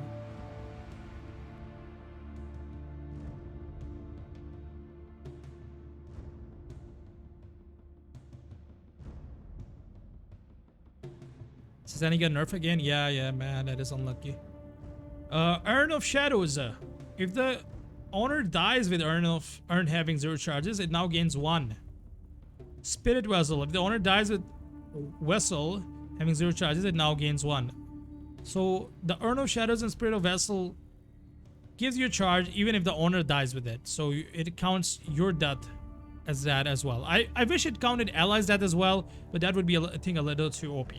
So that's good enough. Red Pact get fucked. But man, it was a cool concept though, but in reality it wasn't cool. And then after the nerf, they made it just too trash, only for it to nerf physical damage and no reduction on magical damage. So it was trash. And we've already so much magic resistance that it's super trash. Actually, it was super OP if it still existed. So it's better that they removed it. It was not properly balanced, and there was no place for this item actually. It just didn't properly adjust it. Okay, let's see. Press F in the chat for this, guys. This thing is dead. Feels good, man. Not F, actually. Type G. Alright, neutral item updates. No neutral creeps no longer drop neutral items on death. Now they drop tokens. Yep. Different tiers. So 1 to 5 tiers. That is so cool. I love this, by the way. You can click on neutral token to choose. You can buy more. It's capitalism now, guys, instead of socialism or whatever it was before. Tactical feeding is a thing now. It's actually not wrong, because usually you buy it on offlane and usually you die, especially just like support, you just die a lot. So it is kind of unfortunate that happens, you know. Neutral tokens are fully shareable and may be sent to the neutral stash. That is so cool. And neutral items claimed from tokens are not shareable anymore and cannot be neutral items claimed from tokens. So if you've already spent your token, you cannot share the token anymore. Or the item, I guess. Item will be muted in their inventory, similar to regular items. I see. Neutral tokens can be equipped without the 6-second backpack penalty, but can also be used from backpack. Whoa, what? So how many can you have? You can have multiple? If it can be used from backpack, multiple neutral item? Token to roll gacha? Exactly, man. Too good. I enjoyed it. Easy gamba, dude. Easy gamba. You can no longer see your, it's like opening a chest. I know what Gabe is doing, man. I know it's all Gabe's plan to get us addicted to opening treasures as we use the token even in the game, in every single game, and multiple times in a game to get gacha of this. It was already gacha when you killed the neutral creeps though, but now they actually added the key element to it. Wait guys, I'm gonna just take a bite of my snack also.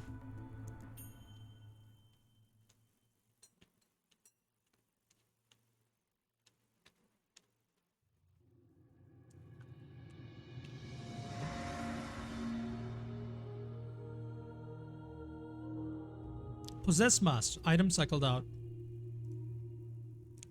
Faded Brooch. Item re-added. Lance of Pursued. Hound slow duration increased. But that is good. Occult Bracelet. It was trash. It was +2. Now it's from 3 to 4. And 10% magic resistance. That's good. Seed of Serenity. Health bonus increased from 100 to 150. And death health region also increased a little bit. Okay. Summon Kobold is now controllable by the player that dug it up. Yes, I guess that's correct. Duelist Gloves and Spark of Courage. I've already gone through them. Oh man, I like that on Legion Commander, man. And Troll. Hey, thank you for subscribing. Who subscribed? RFK, welcome. Welcome to Dota. Thank you for subscribing. Link is in the description if you'd like to join the Discord, by the way. Appreciate it. Right, let's see where were we? Oh man, they all removed it. Press F for all of these, man. Oh my god, they're all removed? Items cycled out. Dagger of Wristful. And Nether Shawl permanently removed. Oh man, I love that on Pudge. And other heroes, sometimes on Invoker, now removed from the game. Pupil's Gift now provides half of the value to all attributes for Universal Heroes. Yeah, because Universal Heroes just arrived, so of course it would give half of them, otherwise it would be too OP. Because they benefit from all stats.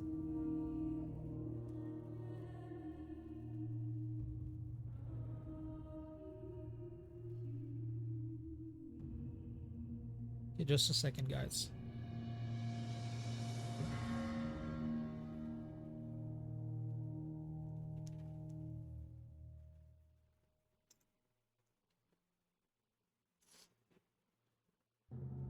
GPM bonus reduced from 80 to 75 for Philosopher's Stone. Okay. Orb of Destruction is back! Oh my god, I like this a lot. It's one of the good ones, man. It's one of the good ones. Orb of Destruction. Item re-added. That's a good one, man. Item re-added and moved from tier 3 to tier 2. Oh my god, that's good. Impending Corruption, armor reduction decreased from 4 to 3. That's fine. That's like Orb of Corrosion in a way now, because it's -3 from 4. Movement slow also decreased. Oh man, that's sad. But if you have Orb of Corrosion and this, it is good. Especially movement speed is such an important thing now, more than ever. So that's cool. Specialist Array. Crackshot cooldown decrease. Oh, that is good, man. Because it was kind of underwhelming. By the way, how's audio, guys? If audio is okay, type audio okay. Oh man, I missed this one. What? Oh, it gives you spell lifesteal, right? Vampire Fangs. Lifesteal against creep is now reduced by 50%. No, it gave you normal lifesteal. Sorry about that. Thought it was spell.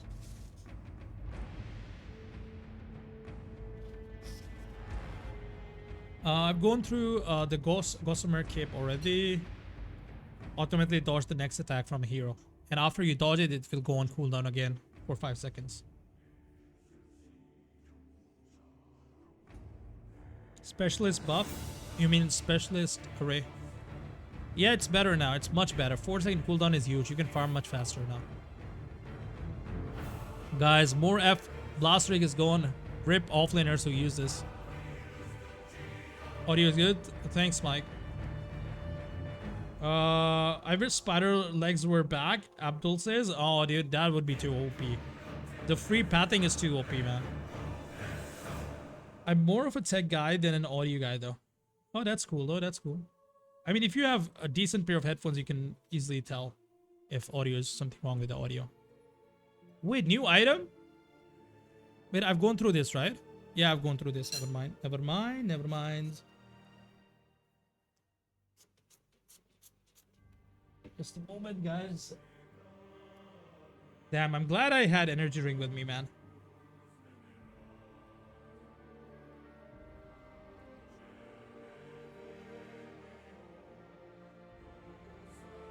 You don't like this patch? You don't like this patch for your own reason, Frog.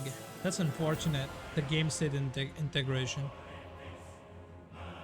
But for everything else, it's good, man. For playing Dota, I guess not good for creating content, automated content that you do. Ceremonial Robe is really buffed. Let's see, let's see.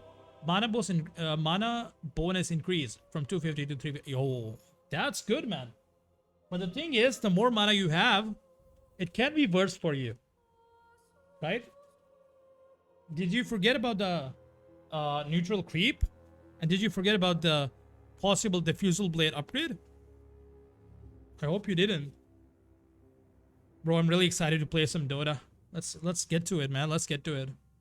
We already seen item removed from the game. Man, if I had Manta and Flicker, and Witchbane. Oh, Witchbane also removed from the game, guys. That hurt. That hurt, guys. I used to use Witchbane, so I don't have to go for Nullifier, guys. That's a big F, dude. That's a capital F. Hold on.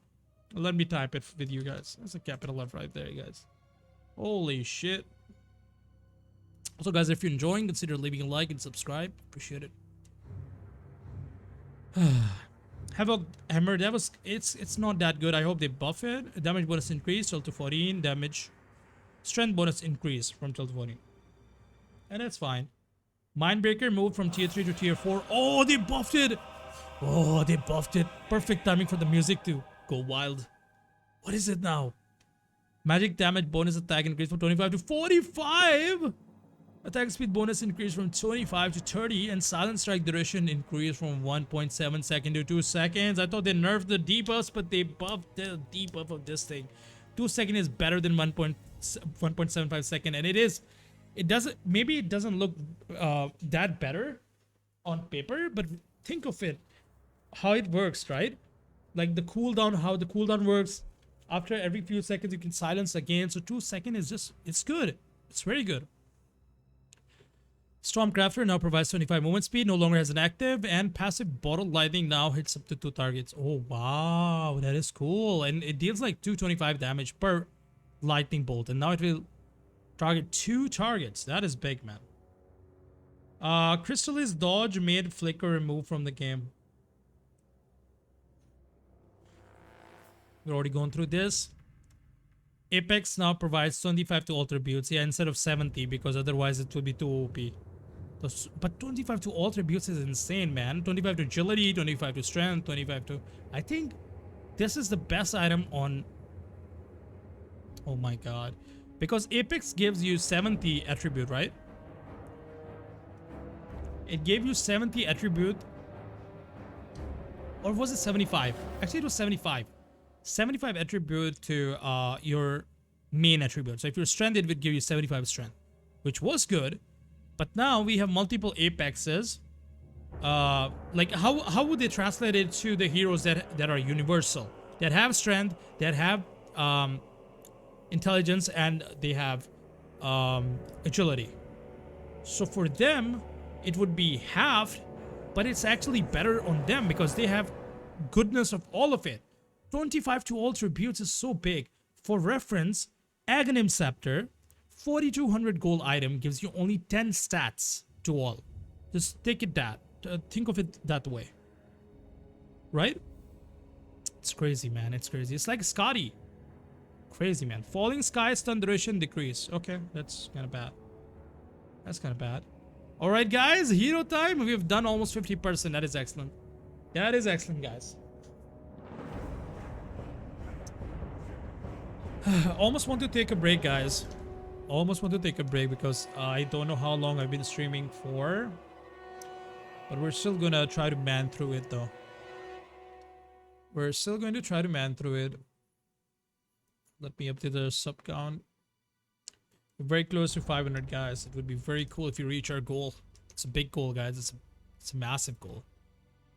Alright, Abaddon. Let's go to the heroes, guys. Now is a universal hero. Yeah. I won't go through this. The damage and thing. The skills only and talent.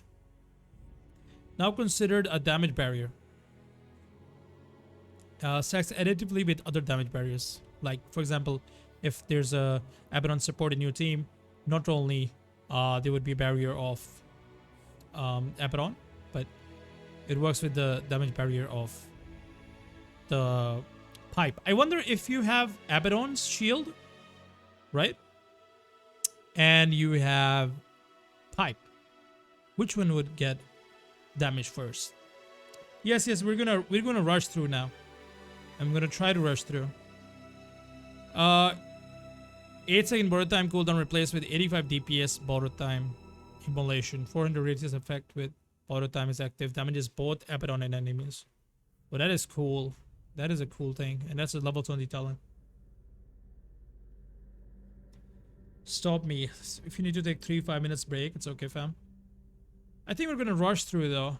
We're gonna rush through some heroes at least. We already gone through Alchemist already. Oh, Anti-Mage. That's gonna be crazy one. Let's see. Ancient Aberration. Stun duration decreased from 2 to 3.5 seconds. Yep, yeah, that's... I don't know why I read that. All stuns and disables and some debuffs, especially stuns, have been reduced. That's just in general. That's what it is. Basically, in other words, they've given 10 to 25%, 20% status resistance to all heroes. In other words, that's what it translates to. It's like imagine everyone has equipped Sanj and Yasha for the status resistance part of that. And actually, Sanj and Yasha is very good now. Very good now. Why? Because you already have, in a way, as I explained to you, since the stuns are lower already, having Sanj would give you even more status resistance, so more lower duration of the disables on you. That's pretty cool, man. I think I will try Sanj and Yasha Juggernaut or PA. Okay, now deals Aghanim Shard upgrade removed. Now deals 12 to damage in the area and duration decrease from 12 to 15. Cooldown increase as well. Ice Blast now upgradable by Aghanim Shard. Enemies hit by Ice Blast explosions are stunned with the current level of cold feed for 60% of its duration. Doesn't stun debuff any immune units, enemies. Okay, that's fair. Let's go to the anti-mage, guys. Base strength decrease, sorry. Health regen increase, that's fine. Mana burn per hit decreased. Yeah, because people have more mana now, kind of. Mana burn per hit increase. Mana burn per hit decrease. Max mana burn increase. Oh, wow. So this is the base and this is the max mana burn per hit too. Oh, that is good for late game, boy. That is so good. Now play a slightly different sound when the target is below 50% mana. Oh, nice, cool. A sound effect change as well. That is massive, man. Because BKB is getting nerfed, so they low all disable. Yes, but in general as well. But yeah, that makes sense too. That is also a good point, actually. Very good point. Cooldown increase. That is good. He had way too much less cooldown. Especially in the early phases. Yeah, that's good. Just a little bit more. And that is enough to gank this guy. That's good enough in the early phases. Cast range decrease. Yes, please. Because there's more map to run to now. They're already going through Arc Warden, Axe, Berserker Call, duration decrease. Yeah, we're really zooming through though now. Duration decrease from 2 to 3.2 seconds. Yeah, I don't know why I read it again. All the debuff, like Berserker Calls is the debuff. Duration reduced. That's fine. Counter Helix damage rescale from 60 to 180 to 80 to 170. No longer uses a pseudo random proc chance. Now triggers after a set number of attacks taken. Attack to trigger from 7 to 4. And that's kind of bad though. Aghanim Shard is no longer increases proc chance. Wait, Aghanim Shard increase the proc chance? What am I reading? No longer increase the proc chance. Yeah, it increases the proc chance and also reduces the debuff. It added the debuff, so the heroes affected by this would deal reduced damage. Yeah, I get it. Now reduces the cooldown counter at least to 0 seconds. Wait, what do you mean? It has this, like it's not random anymore. It triggers after a certain number of attacks taken, but it doesn't mean attack taken by who? Oh my god. So even if the creeps are attacking, like you can proc multiple times in a row. Oh my god. What the fuck? Oh, wow. But then it has internal cooldown though. But if you have Aghanim Shard, like at 15 or 14 minutes, you will no longer have a cooldown. Oh, that is insane, because no longer you can use the excuse of luck, man. Now it's all skill. No longer you can say, oh, I got unlucky, dude. F the game and F the wall, F Ice Frog, that you didn't spin enough. Now you're gonna spin, bro. If you play well, you're gonna spin. Yeah, I don't care about that. No longer reduce heal or regen.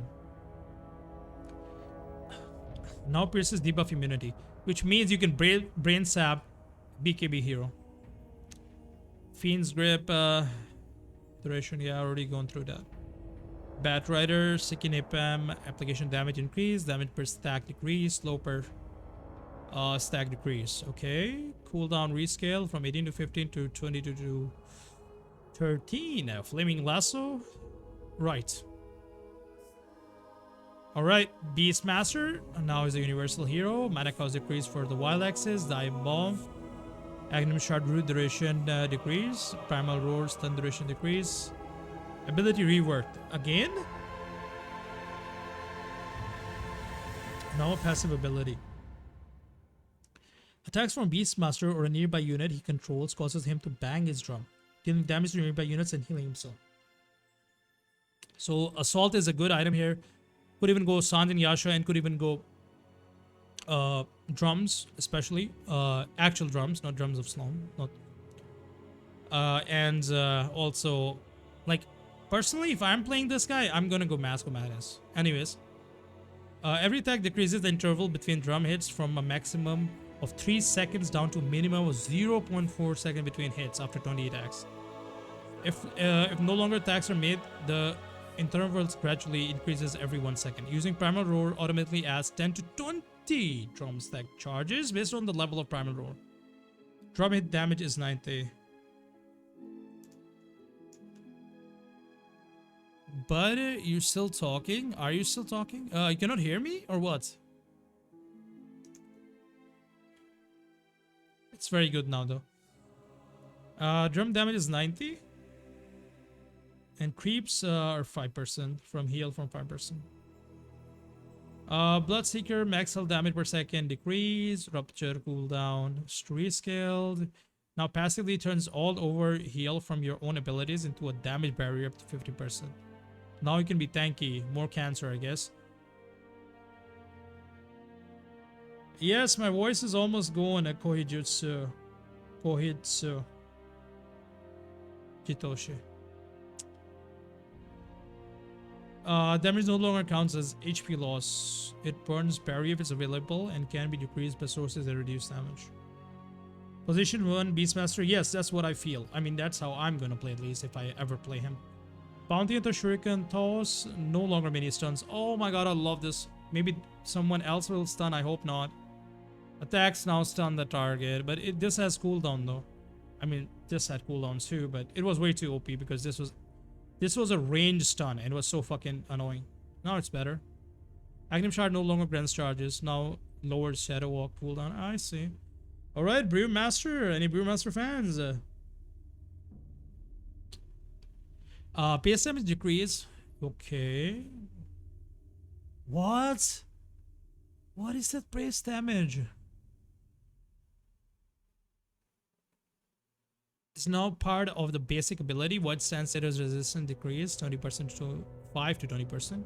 Yeah, because we already have status resistance built in by the reduction of all the stuns and disables. So yeah, debuffs. Voice stance slow and attack decrease from 25 to 25%. I see. James, BKB gun nerf? Yes, changed also. Not only nerf, but how it works, kind of, in a way. Replaced with 50% magic resistance, boulder stun decrease, damage decrease, cyclone hero duration decrease. Void brilling is now part of the basic ability. Yeah, that's good. More brillings. Aghanim Shard now extends primal split duration by 12 seconds and grant brillings the primal split cancel ability. Oh, that's cool. So you can get back to the real form again. Interesting. Void brilling Astral Pulse ability replaced with Astral Pull. Can target allies and enemies. Wow, that's interesting. Why would you pull allies? I guess out of the void, like Void Spirit, Chronosphere, or Black Hole, maybe. But you couldn't do that. But maybe with this ability you can. I don't know. Is the pull going to work like hook? If yes, then maybe not. I don't know. Anyways, talent level 10, talent 15 damage replaced with 10 plus 10 brillings damage. Oh, that's a lot. Because each brilling will dish out damage. So that's a lot in total. What happened here? Is the stream still on, guys?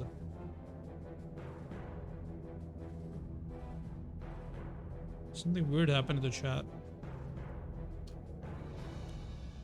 Now provides Warpath stacks with each quill spray release. So it means that the passive will also increase the quill spray. You don't have to manually click on it. That's pretty big.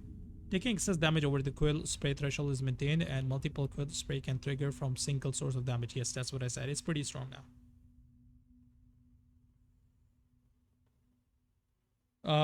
Hello, Captain Rampada. I don't understand what you mean. Sal, yes, I am. Used to be legend though. It's going for me? What do you mean? Oh, stream is still going. Oh, I see it. I get it. That was weird. Insatiable Hunger. Base stack bonus rescaled. Okay. Rescale will tell you add a 65 flat damage to 30 to 60% base damage. So, for example, Sand Yasha and Scotty and I don't know, more stat based things are good on her. What is the other stat based thing? Swift blink, I guess, because more base damage. Because Broodmother is agility, right? No, it's a universal hero now. Never mind. Never mind. I take back what I said. But you know, just the things which would increase your base damage. Wow. So like, Scotty is excellent on this because you would increase. It gives you stats overall, and then the slow also is just a universally good thing. All right. You know what, guys? My voice really needs a break. So we're gonna come back. We're gonna play Dota, and we're gonna come back. And I'm not gonna talk for a bit now. You can demo map if you demo on terrain. Oh, that's interesting. Thanks for the tip. But we're actually going to go into the game now. So I'm gonna take a break, guys. I'm gonna mute the mic, and we're gonna play one game. All right? I'm gonna play one game, and that's going to be my break for now. Because I'm actually going to hurt my vocal cords. I've been talking for like 3 hours now, non-stop.